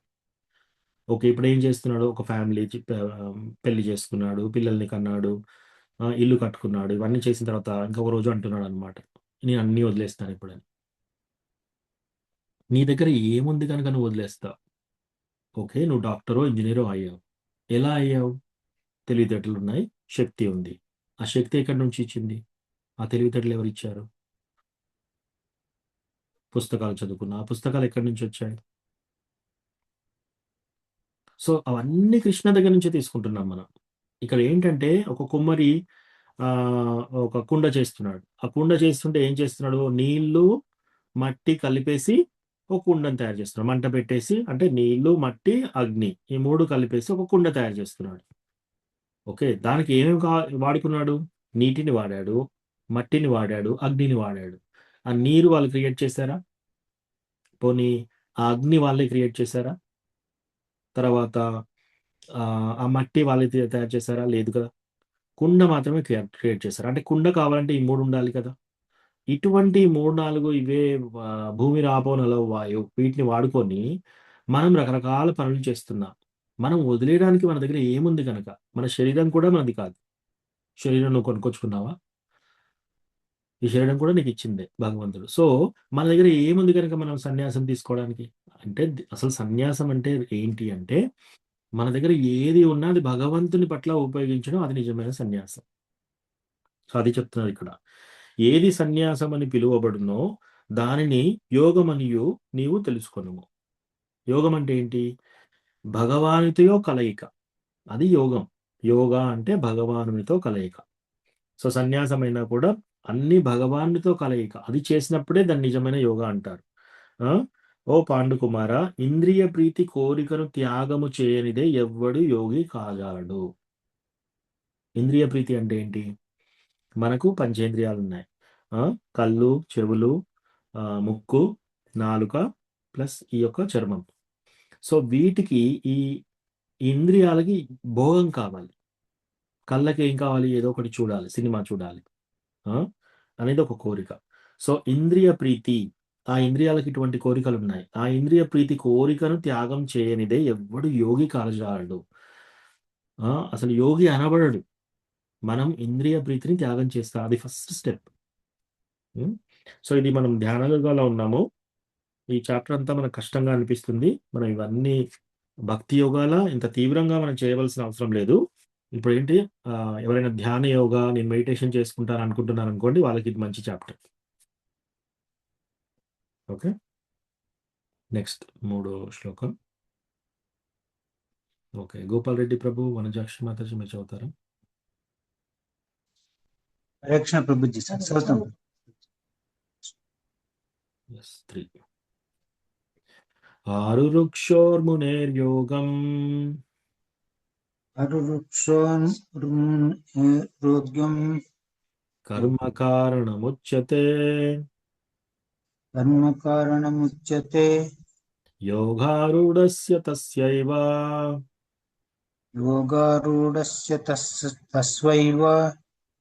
సమకారణముచ్యతే. Translation. For one who is a neophyte in the eightfold yoga system, who is said to be the means, and for one who is already elevated in yoga, cessation of all material activities is said to be the means. చదవండి మాతాజీ. అష్టాంగ యోగ పద్ధతి యందు ఆరంభ స్థితిలో నున్న యోగికి కర్మము సాధనముగా చెప్పబడగా, యోగమునందు స్థితిని పొందిన వానికి భౌతిక కర్మల వివరణ సాధనముగా చెప్పబడినది.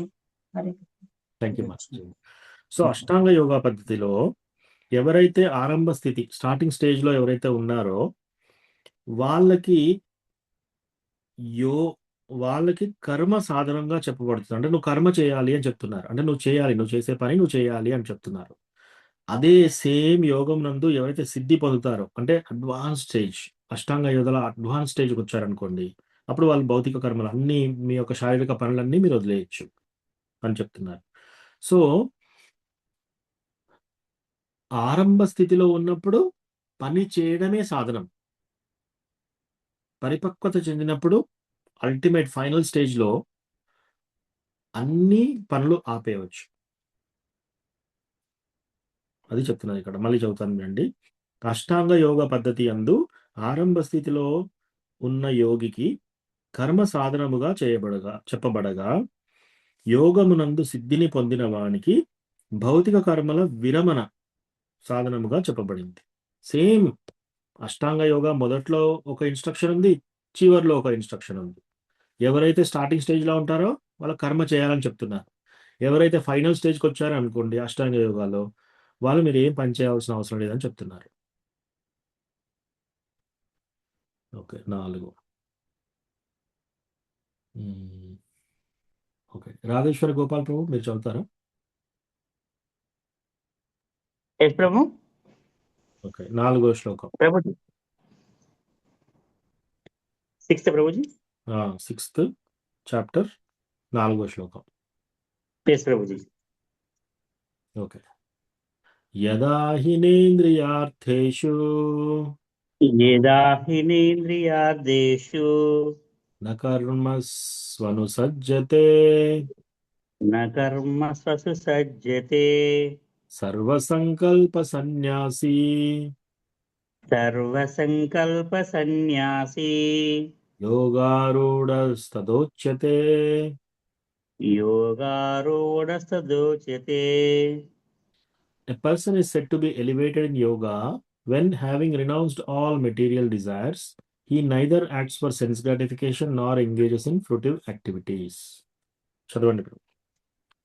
సమస్త భౌతిక కోరికలను విడిచిపెట్టి ఇంద్రియ భోగానికై పనిచేయడం గాని కామ్య కర్మలలో నెలకొనడం గాని చేయనప్పుడు మనిషి యోగంలో ఉన్నతుడైన వానిగా చెప్పబడతాడు. సో ఈ శ్లోకంలో ఏం చెప్తున్నారంటే యోగాలో ఉన్నత స్థితి ఎవరు అందుకున్నారు? అగైన్ ఇది భక్తి యోగా సెక్షన్ కాదు, ఇది అష్టాంగ యోగా పద్ధతి. ఈ అష్టాంగ యోగా పద్ధతిలో టాప్ మోస్ట్ సిచ్యువేషన్ అంటే ఇది భక్తులకు కూడా వర్తిస్తుంది. ఓకే ఏంటంట యోగాలో అంటే పై స్థాయిలో ఉన్న డివోటీస్, యోగాలో పై స్థాయిలో ఉన్న వాళ్ళను మనం ఎలా గ్రహించవచ్చట? విషయ కోరికలు అన్నింటినీ విడిచి, అన్ని విషయ కోరికలు విడిచిపెట్టి ఇంద్రియ ప్రీతికి వరకు వర్తించుట గాని, ఇంద్రియ ప్రీతి కోసం పనిచేయట్లేదు, ఇంకా కామ్య కర్మలందు నియుక్తుడు అగుట గాని చేయని మనుజుడు యోగారూఢుడు అని చెప్పబడదు. ఏంటేంటి 2 చెప్పారు ఇక్కడ, విషయ కోరికలు, ఇంద్రియ ప్రీతి. సో ఇంద్రియ ప్రీతి అంటే మనం కళ్ళది ఒక ఎగ్జాంపుల్ తీసుకున్నాం కదా, సో నాలుగది తీసుకున్నాం ఎగ్జాంపుల్. నేను ఇది తినాలి అనే కోరిక, అది తినాలి అనే కోరిక ఉందనుకోండి, ఇంకా వాళ్ళు దగ్గరగా లేరు అని అర్థం. ప్లస్ సేమ్ థింగ్ చెవులు, ఇది వినాలి, ఈ పాట వినాలి, ఆ పాట వినాలి, చాడీలు చెప్పేది వినాలి, పాలిటిక్స్ వినాలి. ప్లస్ శరీరము తాకడము అటువంటి అనమాట. సో బేసికల్లీ ఇటువంటి విషయ కోరికలన్నింటినీ వదిలేసి ఇంద్రియ ప్రీతి కూడా వదిలేయడం. ఇంద్రియ ప్రీతి చేయకుండా కామ్యకర్మ అంటే ఏంటి? పుణ్యకార్యాలు. సో పుణ్యకార్యాలు అంటే ఏంటి? నలుగురికి భోజనం పెడితే నాకు మంచి కర్మ వస్తుంది, నలుగురికి హెల్ప్ చేస్తే పేరు ఉంటుంది, అట్లా అన్నమాట. లేదా ఈ యొక్క తపస్సు చేస్తే పుత్రకామేష్టి యజ్ఞ, ఈ యజ్ఞం చేస్తే ఏమవుతుంది? పిల్లలు పుడతారు. సో ఈ యొక్క దానం చేస్తే ఏమవుతుంది? నాకు మంచి జరుగుతుంది. ఇవన్నీ కామ్యకర్మలు అంటే పుణ్యకార్యాలు, పుణ్యం రావాలని కోరుకుంటూ చేసే పని. సో పుణ్యకార్యాల యందు నియుక్తుడు కాకుండా అటు ఇంద్రియ ప్రీతి, ఇంద్రియ భోగాలు, విషయ కోరికలు లేకుండా ఎవరైతే ఇట్లా ఉంటున్నాడో అతడు యోగులలో ఉత్తముడు అని చెప్పబడుతున్నారు అనమాట. Okay next one.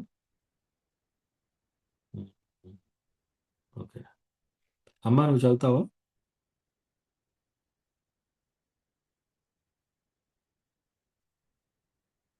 ఓకే మ్యూట్లో ఉన్నావు. ఓకే జ్యోతి మాతాజీ మీరు చదువుతారా?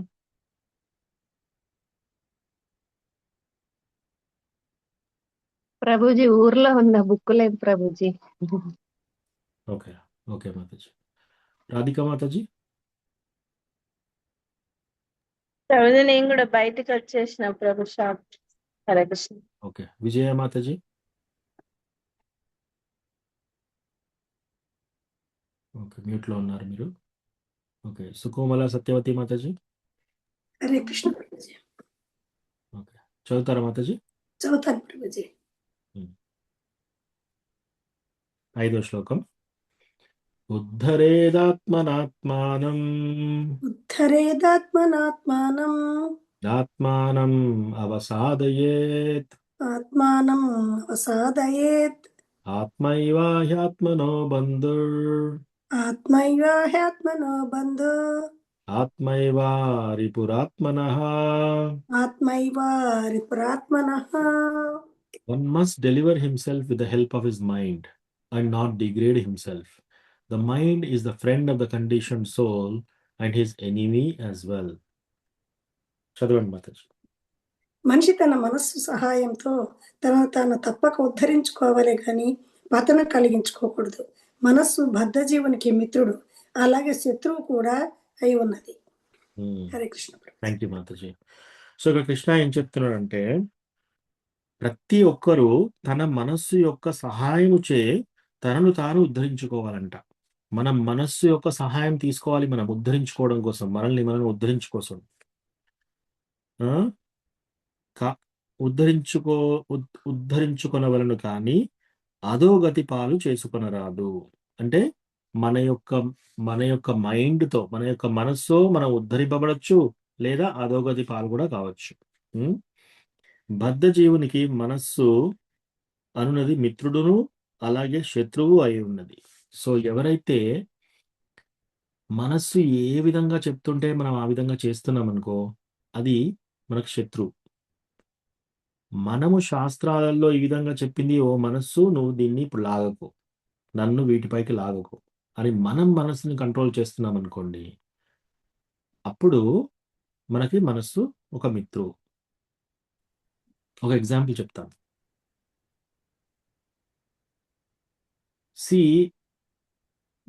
ఒక వ్యక్తి సిగరెట్ తాగుతున్నాడు. ఓకే, ఒక వ్యక్తి సిగరెట్ తాగుతున్నాడు. సో మనస్సులో అన్ని చూస్తున్నాడు, అడ్వర్టైజ్మెంట్ ఇస్తారు, ఏంటది, cigarette smoking is injurious to health అని, లేకపోతే క్యాన్సర్ వస్తుంది, ఇవన్నీ రాస్తారు. డబ్బా మీద, ప్రతి సిగరెట్ డబ్బా మీద రాస్తారనమాట. వాడు ప్రతిసారి తీసుకున్నప్పుడు చదువుతాడు, అయినా కూడా సిగరెట్ తాగుతున్నాడు. సో ఇక్కడ ఏమంటుంది, ఆ మనస్సు ఇప్పుడు నువ్వు సిగరెట్ తాగాలని గుంజుతుంది, మనస్సు బాగా గుంజుతుంది, ఈ పని చేయి, సిగరెట్ తాగు, ఇది సిగరెట్ తాగే టైం. సో అప్పుడు మనం ఏం చెప్పాలి మనస్సుకి? మనస్సు చెప్పినట్టు మనం విన్నామా, మనం అధోగతి పాలవుతాం. లేదు, ఇది కరెక్ట్ కాదు, ఇది మంచి పని కాదు, ఈ పని చేయకూడదు, ఈ పని చేస్తే ఆరోగ్యం ఖరాబ్ అవుతుంది అని మనం మనసుని వారించి, ఈ రోజు నుంచి నువ్వు సిగరెట్ తాగొద్దు అని గట్టిగా వారించామనుకోండి, అప్పుడు మనస్సు మనకు స్నేహితుడు అవుతాడు. అంతవరకు మనకి మనస్సు ద్వారా మనకి పెద్ద శత్రువు. సో ఇక్కడ గురు మహారాజ్ ఏం చెప్తారంటే, మనం ఏం చేస్తున్నామంటే మన యొక్క అన్ని రహస్యాలు, మన యొక్క ఆయుధాలు, మన యొక్క కత్తులు, మన యొక్క గన్లు, బుల్లెట్స్ అన్నీ మనసుకి ఇచ్చేస్తున్నాం. ఒకవేళ మనస్సు ఒక దొంగ ఉన్నాడు అనుకోండి, దొంగ చేతికి ఇంటికి రాగానే దొంగకి ఒక కత్తి ఇచ్చామనుకోండి, మనమే ఇస్తున్నాం. అంటే దొంగని ఇంకా బాగా ఎంపవర్ చేస్తున్నాం, అంటే ఆయనని ఇంకా బలంగా చేస్తున్నాం అనమాట. అప్పుడు ఏమవుతుంది, ఆ దొంగ వచ్చేసి మనల్ని చంపేసి దోచుకొని వెళ్ళిపోతాడు అనమాట. సో మనము మన యొక్క వీటిని మనస్సుకు అసలు ఇవ్వకూడదు, మనకు మనస్సుకి పగ్గాలు ఇవ్వకూడదు. ప్రతి ఒక్కరికి ఏదో ఒక ఇంద్రియ ప్రీతి, బలహీనత ఇవన్నీ ఉంటాయి. ఏదైనా అనుకోండి మీరు, అది ఉంది అంటే దాని అర్థం ఏంటి, ఆ మనస్సుని మనం ఇంకా అక్కడ అదుపు చేయలేదు, అందుకే అది బలహీనంగా ఉంది. సో మనస్సు ప్రతిసారి చెప్తుందన్నమాట. ఎవరన్నా వచ్చి ఒక మాట అన్నారంటే, ఎస్ నువ్వు ఒక 10 మాటలు అన్నవారండి. ఎవరన్నా వచ్చేసి ఒక గట్టిగా ఒక మాట అంటే నువ్వు 10 సార్లు చెప్పేసి, మనస్సు అలా చెప్తుంది అనమాట. అప్పుడు మనం మనస్సు చెప్పినట్టు వినకూడదు. ఓకే, మనం వెళ్తుంటే ఇక్కడో మనం ఇంతకుముందు డివోటీస్ కానప్పుడు ఏదో తింటాము, ఆ వాసన వస్తుంది. ఇప్పుడు నాలుక గుంజుతుంది, మనస్సంతా గుంజుతుంది. ఓకే, ఈ ఒక్కరోజు ప్రయత్నం చేసేసే, నో ప్రాబ్లం. ఇంకోసారి మనసు ఎలా గుంజుతుంది, నువ్వు ఆల్రెడీ 6 సంవత్సరాల నుంచి డివోటీ అయిపోయావు, 6 సంవత్సరాల నుంచి చాంటింగ్ చేస్తున్నావు, కొంచెం రెస్ట్ తీసుకో, ఒకరోజు రెస్ట్ తీసుకో. సో వీళ్ళు 6 సంవత్సరాల తర్వాత కలిసారు ఫ్రెండ్స్, ఒకరోజు వెళ్ళి వాళ్ళతో ఫ్రెండ్షిప్ చేయి, వాళ్ళు ఏదైనా తింటుంటే తాగుతుంటే నువ్వు కూడా కొద్ది తీసుకో. ఇలా చెప్తుంది అనమాట మనస్సు. సో ఇలా మనస్సు చెప్పినప్పుడు మనం మనస్సు చెప్పింది వినకూడదు. మనం మనస్సు చెప్పింది వినకూడదు. అలా మనం మనస్సు చెప్పింది విన్నామనుకోండి, మనకి అది చాలా చేడు కలిగిస్తుందనమాట. అంటే మనకి మంచిది చెడు కలిగిస్తుంది. సో మనస్సు చెప్పినట్టెల్లా మనం ప్రవర్తించవలసింది కాదు. ఓన్లీ ఎప్పుడు మనస్సు చెప్పినట్టు చేయాలి. అది శాస్త్రయుక్తంగా అయితే, అది మన గురువు మహారాజ్ చెప్పింది లేదా సాధువులు చెప్పింది అయితే, అప్పుడు మన మనస్సు కరెక్ట్‌గా ఉంది అని. లేకపోతే మనం మనస్సు చెప్పినట్టు వింటే మనకి ఇంకో జన్మకు మనం దారి తీస్తున్నాం అని అర్థం. సో అట్లా. సో యాక్చువల్లీ ఈ యొక్క భాష్యం మనం చదవాలి. చాలా ఇంపార్టెంట్ భాష్యం ఇది. ఓకే. సత్యవతి మాతాజీ మీరే చదవండి. మెల్లగా చదవండి. ప్రభుజీ హరే కృష్ణ ప్రభుజీ. మెల్లగా చదవండి. ఒక 3 లైన్స్ ప్రతి 3 లైన్ దగ్గర ఆపండి. Discuss okay Prabhuji. అలాగే ప్రభుజీ. వివిధ పరిస్థితులను బట్టి ఆత్మ అనే పదము దేహమును, మనస్సును, ఆత్మను సూచిస్తుంది. యోగ విధానంలో మనస్సు, బద్ధజీవుడు అనేవి ప్రత్యేకంగా ప్రధానమైనవి. సో బద్ధజీవుడు మనస్సు. మనస్సు అంటే ఏంటి? మన మైండ్. బద్ధజీవుడు అంటే ఏంటి? మనందరం బద్ధజీవులమే. బద్ధజీవులం కాబట్టే మనకు జన్మ వచ్చింది. ఎప్పుడైతే ఈ బద్ధత్వం పోతుందో అప్పుడు మనకు జన్మ లేకుండా అయిపోతుంది. ఎవరైనా జన్మ తీసుకున్నారు అంటే వాళ్ళు బద్ధజీవులే. ఆ బద్ధజీవులుగా ఉన్నప్పుడు ఎవరైతే ఎగ్జాక్ట్ 100% కృష్ణ భగవానుని భక్తిలో చేస్తున్నారు అంటే వాళ్ళు బద్ధత్వం నుంచి ఆల్రెడీ పైకొచ్చారని అర్థం. జస్ మాతాజీ. యోగ సాధనలో మనస్సే కేంద్ర విషయం కనుక ఆత్మ అనేది ఇక్కడ మనస్సును సూచిస్తుంది. మనస్సును వశం చేసుకొని దానిని ఇంద్రియ వస్తువుల పట్ల ఆసక్తి నుండి దూరంగా లాగడమే యోగా పద్ధతి ఉద్దేశము. ఇది చాలా ఇంపార్టెంట్.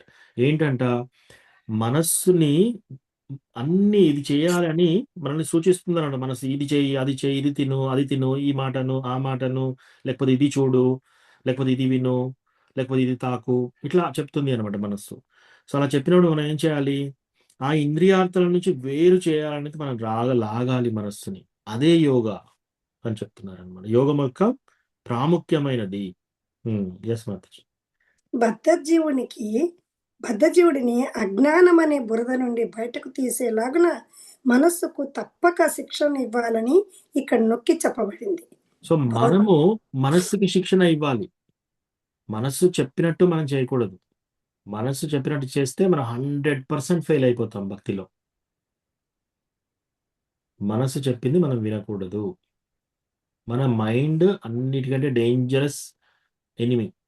మనకు అన్నిటికంటే బద్ధ శత్రువు. మీరు ఊహించండి, మీ లైఫ్లో అందరికంటే పెద్ద శత్రువు ఎవరని మీరు అనుకుంటున్నారో అంతకంటే పెద్ద శత్రువు మన లోపలనే మన మనస్సులో ఉన్న మనస్సు. సో మనస్సుతో చాలా చాలా కేర్ఫుల్గా ఉండాలి. బుద్ధి ఏం చేస్తుంది ప్రభుజీ? బుద్ధి వాడుకుంటే చెప్తుంది మాతాజీ. మనం యాక్చువల్గా ఏం చేయాలంటే బుద్ధిని మనం వాడుకోవాలి. బుద్ధిని మనం వాడుకున్నప్పుడు మనస్సును మనము నివారించవచ్చు. కొన్నిసార్లు మనస్సు ఎంత బలంగా తయారవుతుందంటే బుద్ధి చెప్పినా కూడా, ఆ బుద్ధి చెప్తున్నా కూడా మనం వెళ్ళి ఆ పని చేస్తాం. సో అంత తీవ్రంగా ఉంటుంది మనస్సు యొక్క శక్తి. సో బుద్ధిని వాడాలి, కానీ మనస్సు బుద్ధి చెప్పినట్టు ప్రతిసారి చేస్తుందా అంటే చేయట్లేదు. ఒకవేళ చేస్తుంది అంటే ఎస్, మనకు మనం మనస్సును అదుపులో పెట్టుకున్నట్టు అర్థం. భౌతిక అస్తిత్వంలో మనిషి మనస్సు ఇంద్రియాల ప్రభావానికి లోనవుతాడు. భౌతిక ఇంద్రియాల ప్రభావానికి మనం లోనవుతూ ఉంటాం ప్రతిసారి.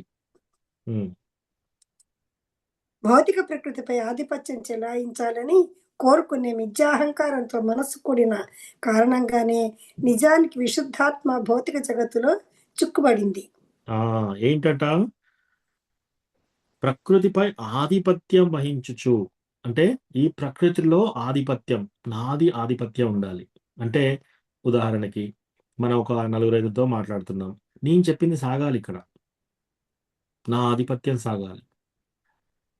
రైట్? సో నాకు పలుకుబడి రావాలి, నాకు పేరు ప్రతిష్ట రావాలి. సో ఇట్లా అనమాట, ప్రకృతిపై ఆధిపత్యం. మనకిట్లాంటి ఆధిపత్యం చేయాలనే ఆలోచన ఉంది కాబట్టే మనం జన్మ తీసుకుంటున్నాం మళ్ళీ మళ్ళీ. అంటే మీరనొచ్చు, అదేంటి ప్రభుజీ నేను ఎవరి పట్ల ఆధిపత్యం చేయలేదు. అన్నీ నేను చాలా సింపుల్ డివోటీని. నేను అందరితో సింపుల్‌గా ఉంటానని. అందరితో సింపుల్‌గా ఉంటే మీరు మీ ఎక్కడ కోపం రావట్లేదా మీకు? భార్యతో సింపుల్‌గా ఉంటున్నారా? భర్తతో సింపుల్‌గా ఉంటున్నారా? మీ అన్నదమ్ములతో సింపుల్‌గా ఉంటున్నారా? మీ అక్క చెల్లెలతో సింపుల్‌గా ఉంటున్నారా? ఎవరన్నా ఏమన్నా మీకు ఇవ్వాల్సింది ఇవ్వలేదనుకోండి ఎంత కోపం వస్తుంది మీకు? ఎవరన్నా ప్రవర్తించే విధంగా ప్రవర్తించట్లేదనుకోండి ఎంత కోపం వస్తుంది? ఎంత దుఃఖం వస్తుంది? దాన్ని బట్టి మనకెంత ఆధిపత్యం ఉంది అనేది మనకు తెలుసనమాట. ఒకవేళ మనకు ప్రకృతి పైన ఆధిపత్యం 0 ఉంటే, మనం ఏ విషయం ఎలా జరిగినా సరే, మనం ఆధిపత్యం లేదు కాబట్టి, మనం దాన్ని యాజ్ ఇట్ ఈస్‌గా తీసుకుంటాం. ఓకే. యెస్ మాతాజీ. అందుకే ప్రకృతి హళుకులకు ఆకర్షింపబడని రీతిగా మనస్సుకు శిక్షణనివ్వాలి. హ్మ్. కనుక భౌతిక ప్రకృతి యొక్క పై మెరుగులు. భౌతిక ప్రకృతి మనకు చాలా చూపిస్తుందనమాట పై మెరుగులు. ఉదాహరణకి గురు మహారాజ్ ఏం చెప్తారంటే, టీవీలో అడ్వర్టైజ్‌మెంట్ ఇస్తుంటారు. చాలా అందమైన స్త్రీ, మంచిగా అట్రాక్టివ్‌గా లేదా అందమైన పురుషుడు, ఎవ్వరినైనా తీసుకోండి మీరు. ఒక్క మిల్లీమీటర్ చర్మం లోపట చూడండి మీరు. మొత్తం రక్త మాంసాలు, ఎముకలు, చీము, నెత్తురు. ఆ ఒక్క మిల్లీమీటర్ చర్మాన్ని తీసేశారనుకోండి, ఆ దేహాన్ని చూడ్డానికే భయపడతాం మనం. కానీ ఆ ఒక్క మిల్లీమీటర్ చర్మం చూడగానే మనకెలా ఉంటుంది? ఎంతో ఆకర్షణ, ఎంతో అట్రాక్షన్. సో, ఇక్కడ చూడండి. కనుక భౌతిక ప్రకృతి యొక్క పై మెరుగులు ఆకర్షణ కానట్లుగా మనస్సును మలచవలెను. మనం మనస్సును ఈ పై ఆకర్షణలకు లోను కానివ్వకూడదు. అదొక ఉదాహరణ. అదే విధంగా సాంగ్స్, సినిమా పాటలు లేదా ఏదైనా వాసన చూడడము, లేదా నాలుకతో ఏదైనా తినడము, టేస్ట్. ఇవన్నీ భౌతిక పై మెరుగులు. సో, కృష్ణ భగవానుడు 10వ చాప్టర్‌లో ఏం చెప్తున్నాడు? యద్యద్విభూతి మత్సత్వం శ్రీమదూర్జితం ఏవ వా తత్తదేవావగచ్చత్వం మమ తేజోంస సంభవం. మీకెక్కడైనా సరే, ఏదైనా సరే అద్భుతంగా కనిపిస్తుంది అనుకోండి.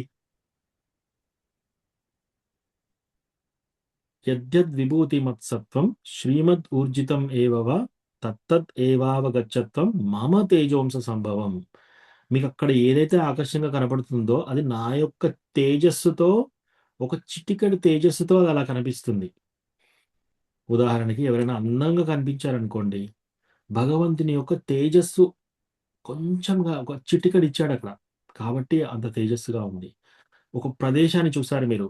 గుట్ట ఎక్కారు, అంత వ్యాలీ చాలా గ్రీన్‌గా, చక్కగా చెట్లు, అంతా లోయ, అంతా బ్యూటిఫుల్‌గా కనిపిస్తుంది మీకు. అందులో కృష్ణ భగవానుడి యొక్క చిటికెడు తేజస్సు ఉంది కాబట్టి. సూర్యుడు ఉదయించేటప్పుడు పొద్దుగాల మీరు 6:30కి చూస్తే ఆరెంజ్ కలర్‌లో ఎంతో బ్యూటిఫుల్‌గా, అద్భుతంగా ఉంటుంది. ఎందుకు? కృష్ణ భగవానుడి యొక్క చిటికెడు తేజస్సు అందులో ఉంది. నైట్ టైమ్‌లో మీరు పౌర్ణమి రోజు కూర్చుంటే చంద్రుడు చాలా అందంగా ఉంటాడు. అక్కడ అందం ఎక్కడి నుంచి వచ్చింది? కృష్ణ భగవానుడి యొక్క చిటికెడు తేజస్సుతో. సో, ఎక్కడైనా మీకు ఏ విషయంలో పట్ల ఆసక్తిగా, అందంగా ఏదైనా కనిపిస్తుంది అంటే, కృష్ణ భగవానుడి యొక్క మెరుపు తేజస్సు కొంచెం ఉంది అని అర్థం. సో, మనకి ఎక్కడైనా ఏదైనా అట్రాక్షన్ ఏదైనా అనిపించిందంటే ఇమ్మీడియేట్‌గా అనుకోవాలి. వావ్! కృష్ణ అట్రాక్షన్ చూడండి. ఆహ్, ఈ ప్రదేశాన్ని ఇంత అందంగా చేశాడు. ఈ వ్యక్తి ఈ విధంగా అందంగా ఉన్నాడు అంటే, కృష్ణ ఎంత శక్తిమంతుడు. మనం ఇమ్మీడియేట్‌గా కృష్ణని ఆలోచించుకోవాలి. అట్లా అన్నమాట.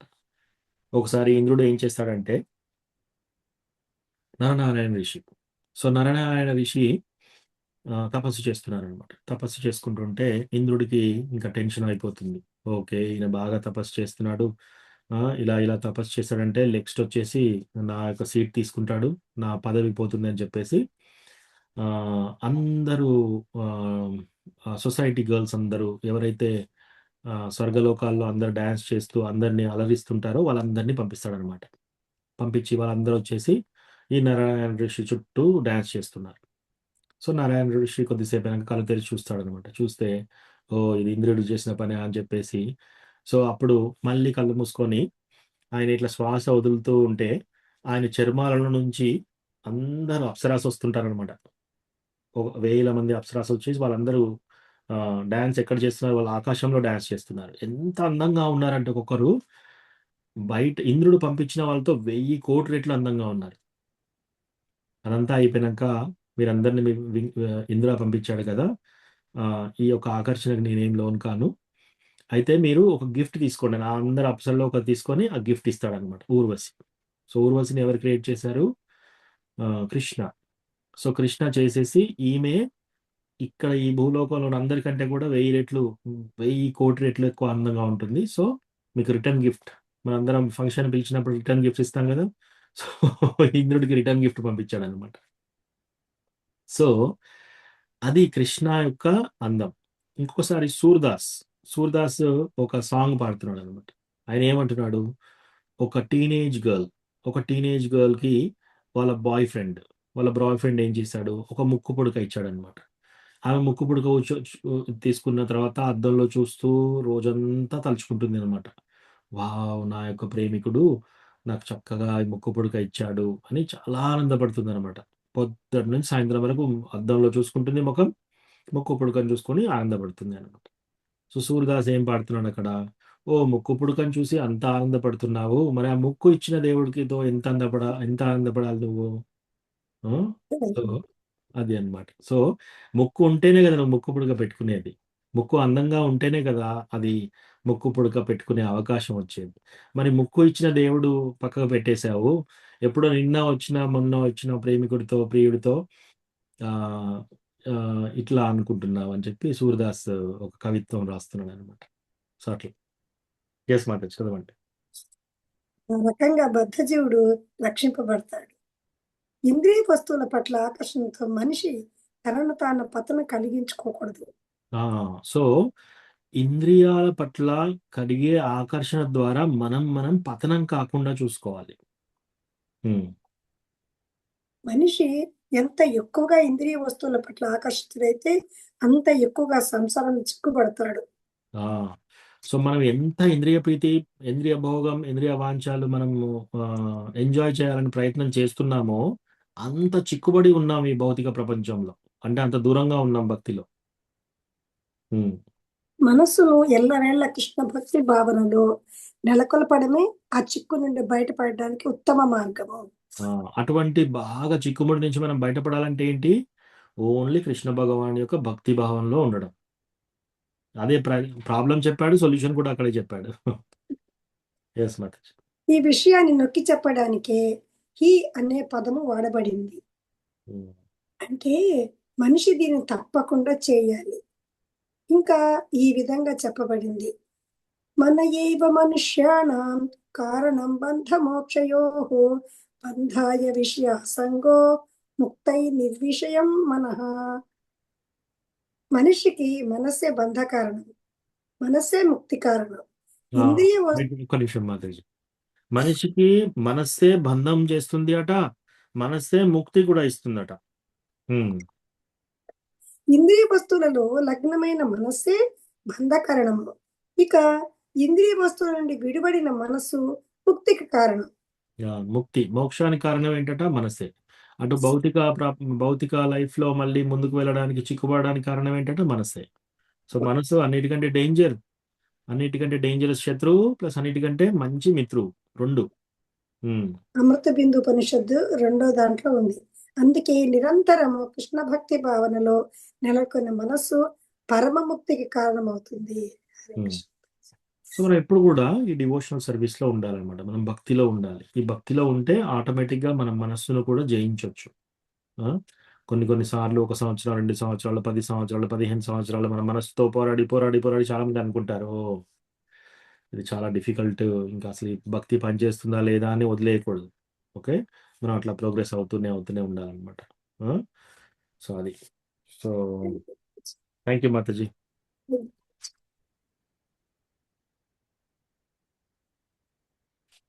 Okay,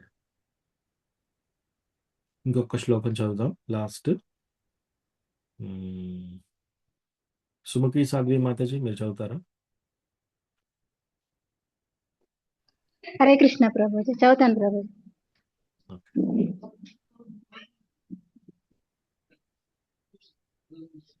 6 బంధురాత్మాత్మనస్తస్య బంధురాత్మాత్మనస్తస్య ఏనాత్మా యైవాత్మనా A జితః ఏనాత్మైవాత్మనా జితః అనాత్మనస్తు శత్రుత్వే అనాత్మనస్తు శత్రుత్వే వర్తేతాత్మైవ శత్రువత్. వర్తేతాత్మైవ శత్రువత్. ఫర్ హిమ్ మనస్సును జయించిన వాని ఒక్క నిమిషం మాత్రం. For him who has conquered the mind is the best of friends. But for one who has failed to do so, his mind will remain the greatest enemy. Yes, Mataji. మనస్సును జయించిన వానికి మనసే ఉత్తమ మిత్రుడు, కానీ అట్లు చేయలేని వానికి అతని మనసే గొప్ప శత్రువుగా వర్తించును. Thank you Prabhuji. Hare Krishna. Thank you మాతాజీ. సో ఆ విధంగా ఎవరైతే మనస్సును జయిస్తారో వాళ్ళకు మనస్సే ఉత్తమమైన మిత్రువు. అట్లు కాకుండా ఎవరైతే మనస్సును జయించలేదో, ఇంకా ఇంద్రియాల పట్ల మనస్సు చెప్పినట్టే వింటున్నారనుకోండి, అతడికి మనస్సే గొప్ప శత్రువుగా తెలియజేస్తున్నారు ఇక్కడ. సో అది ఇంపార్టెంట్. చాలాసార్లు మనకేమైనా డౌట్ ఉందనుకోండి, ఓకే నా మనస్సు కరెక్ట్గా ఉందా లేదా, మనం ప్రశ్న అడగాలి, ఎవరన్నా తెలిసిన వాళ్ళతో తెలుసుకోవాలి, డివోటీస్తో, సీనియర్ డివోటీస్తో కనుక్కోవాలన్నమాట. చాలాసార్లు ఏం చేస్తాం, మన మనస్సుకు తోచించి చేస్తున్నాం. మన మనస్సుకు తోచించి చేయడం అంటే ఏంటి? మనకు దొంగ చేతిలోకి గన్ ఇచ్చేసి మన ఇంట్లోకి డోర్ ఓపెన్ చేసి లోపల రమ్మడం. ఒక బందిపోటు వచ్చినప్పుడు మనం ఏం చేసి ఆయనకు బాగా అన్నం పెట్టి ఆయన చేతికి ఒక గన్ను ఒక కత్తి ఇచ్చేసి డోర్లో అన్లాక్ చేసి రండి అని పిలవడం అనమాట. అది మన మనసు చెప్పినట్టు వినడం అంటే అది చేయడం మనం. సో మనం మనసు చెప్పినట్టు వినడం కాకుండా మనస్సును జయించాలి. మనస్సు కరెక్ట్ ఆర్డర్లో ఉందా లేదా ఎట్లా తెలుసుకోవాలి? సాధు గురు శాస్త్ర, గురు సాధు శాస్త్ర. గురు మహారాజ్ చెప్పినట్టుగా ఈ మనస్సు చేస్తుందా? Yes or no. ఓకే. తర్వాత సాధువులు చెప్పినట్టు చేస్తుందా? ఓకే.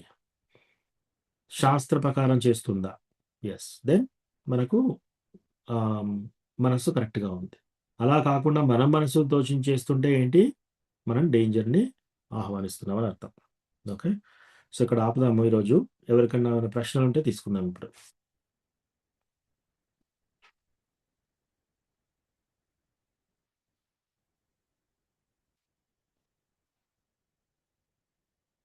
అందరు మీట్లో ఉన్నారు. ప్రభుజీ హరే కృష్ణ ప్రభుజీ. చిన్న సందేహం ప్రభుజీ. ఇప్పుడు మనస్సే మిత్రువు శత్రువు కదా ప్రభుజీ. ఇప్పుడు ఈ మనసు మన మాట వినకపోతే హరే కృష్ణ జపంతో మనము దాన్ని తీసుకొని రావచ్చు. దానికి కూడా లొంగలేదనుకోండి ప్రభుజీ, దానికి ఏం చెయ్యాలి? హరే కృష్ణ మహామంత్రం జపం చేసినంత మాత్రాన మనస్సు లొంగిపోతుంది అనే రూల్ లేదు. ఓకే. మనం ఈవెన్ 15 సంవత్సరాలు 20 సంవత్సరాలు జపం చేసినా కూడా కొన్నిసార్లు మన మనస్సు ఇంకా దృఢంగా ఉండవచ్చు. ఓకే. సో మనం ఏం చేయాలంటే ఓన్లీ మనం ఏం టెస్ట్ పెట్టుకోవాలనుకుంటే, మనము మనస్సు బాగా ప్రేరేపించి మనల్ని ఇంద్రియార్థాల పట్ల భోగవాంఛ చేయిస్తుంది అనుకోండి, దెన్ ఇంకా మన మనస్సు మన వశంలో లేదు. తద్వారా మనం ఏం చేయాలి? ఒకే ఒక మార్గం, ఎస్ చాంటింగ్ చేస్తూ వెళ్ళాలి, భక్తి చేస్తూ వెళ్ళాలి. ఓకే. మీకు చాలాసార్లు ఎగ్జాంపుల్ ఇచ్చానమాట. ఒకసారి ఒక గ్లాస్లో పాలల్లో ఇంక్ పడింది. ఆ ఇంక్ ఏంటి? ఒక చెడు గుణం, దుర్గుణం, లేదా ఏదైనా ఆకర్షణ. సో మనం ఏం చేయాలి? మనం ఏం ప్రయత్నం చేసినా ఆ ఇంక్ తీయడానికి మనం ఎంత ప్రయత్నం చేసినా కూడా ఇంకా అలా కలిసిపోతుంది. సో దాన్ని మనం తీయలేము. మనం ఏం చేయాలి? ఇంకో పెద్ద జగ్గు తీసుకొని, పాల జగ్గు తీసుకొని పాలు పోస్తూ ఉంటే ఇది పొర్లిపోయి పాలు ఇంకు అన్నీ పోయి లాస్ట్కి పాలు మిగులుతాయి. అదేవిధంగా మనం ఏం చేయాలి? జగ్గు అంటే ఏంటంటే మనం చేసే హరే కృష్ణ మహామంత్ర జపం ప్లస్ మనం చేసే భక్తి, ఏబిసిడి భక్తుల సాంగత్యం, భాగవతం చదవడము, తర్వాత తులసి పూజ చేయడము, తర్వాత విగ్రహారాధన చేయడము, కీర్తన చేయడం, ABCD association of duties, Bhagavatam reading, chanting, deity worship, తులసి పూజ. సో ఈ 5 చేస్తూ ఉంటే దాని అర్థం ఏంటి, మనం జగ్గు నుంచి పోస్తున్నాం అనమాట. సో మనంతటా మనము ఈ దుర్గుణాల నుంచి మనం బయటపడలేము, 100% గ్యారంటీ.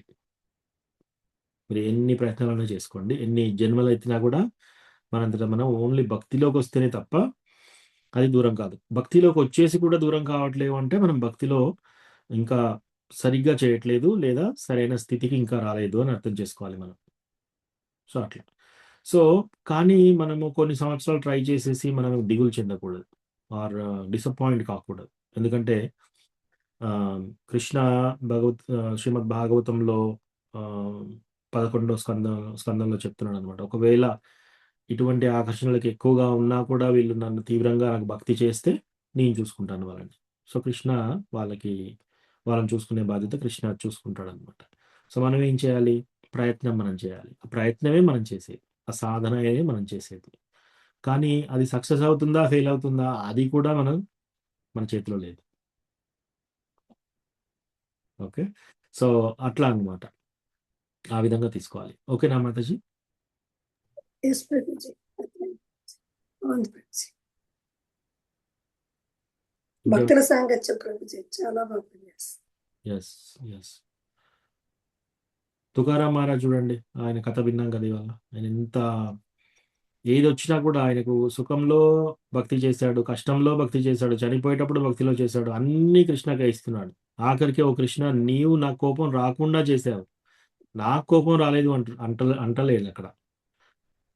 నాకు కోపం రాకుండా ఉన్నాను అంటే ఏంటి, మళ్ళీ దాంట్లో కూడా ఏముంది, ప్రొప్రైటర్షిప్ ఉంది. అంటే దాంట్లో ఏంటది, ఏం చదివా వర్డ్ ఏంటది, ఆధిపత్యం, ప్రకృతిపై ఆధిపత్యం. ఆయన ప్రకృతిపై ఆధిపత్యం చెప్పట్లేదు.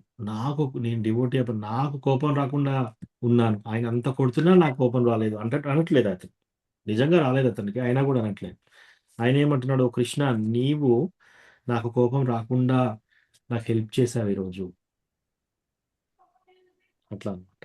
సో మనం ఇంద్రియాలను జయించినా కూడా అది కూడా కృష్ణకే ఇవ్వాలి. మనం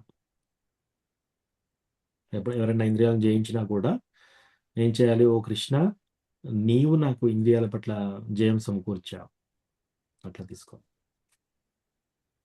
ఓకే, ఇంకేమైనా ప్రశ్నలు ఉన్నాయా?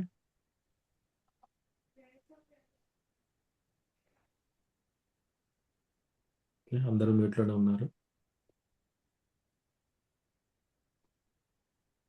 ఓకే, అట్లయితే ఈరోజు ఆపుదాము. Thank you so much. వాంఛాకల్పతరుభ్యశ్చ కృపా సింధుభ్యేవ చ పతితానాం పావనేభ్యో వైష్ణవేభ్యో నమో నమః. అనంతకోటి వైష్ణవృందికి జై, శ్రీల ప్రభుపాద్ కి జై. హరే కృష్ణ. ధన్యవాదాలు. హరే కృష్ణ ప్రభుజీ. ధన్యవాదాలు ప్రభుజీ. ధన్యవాదాలు ప్రభుజీ. హరే కృష్ణ ప్రభుజీ. ప్రణామాలు ప్రభుజీ. ధన్యవాదాలు.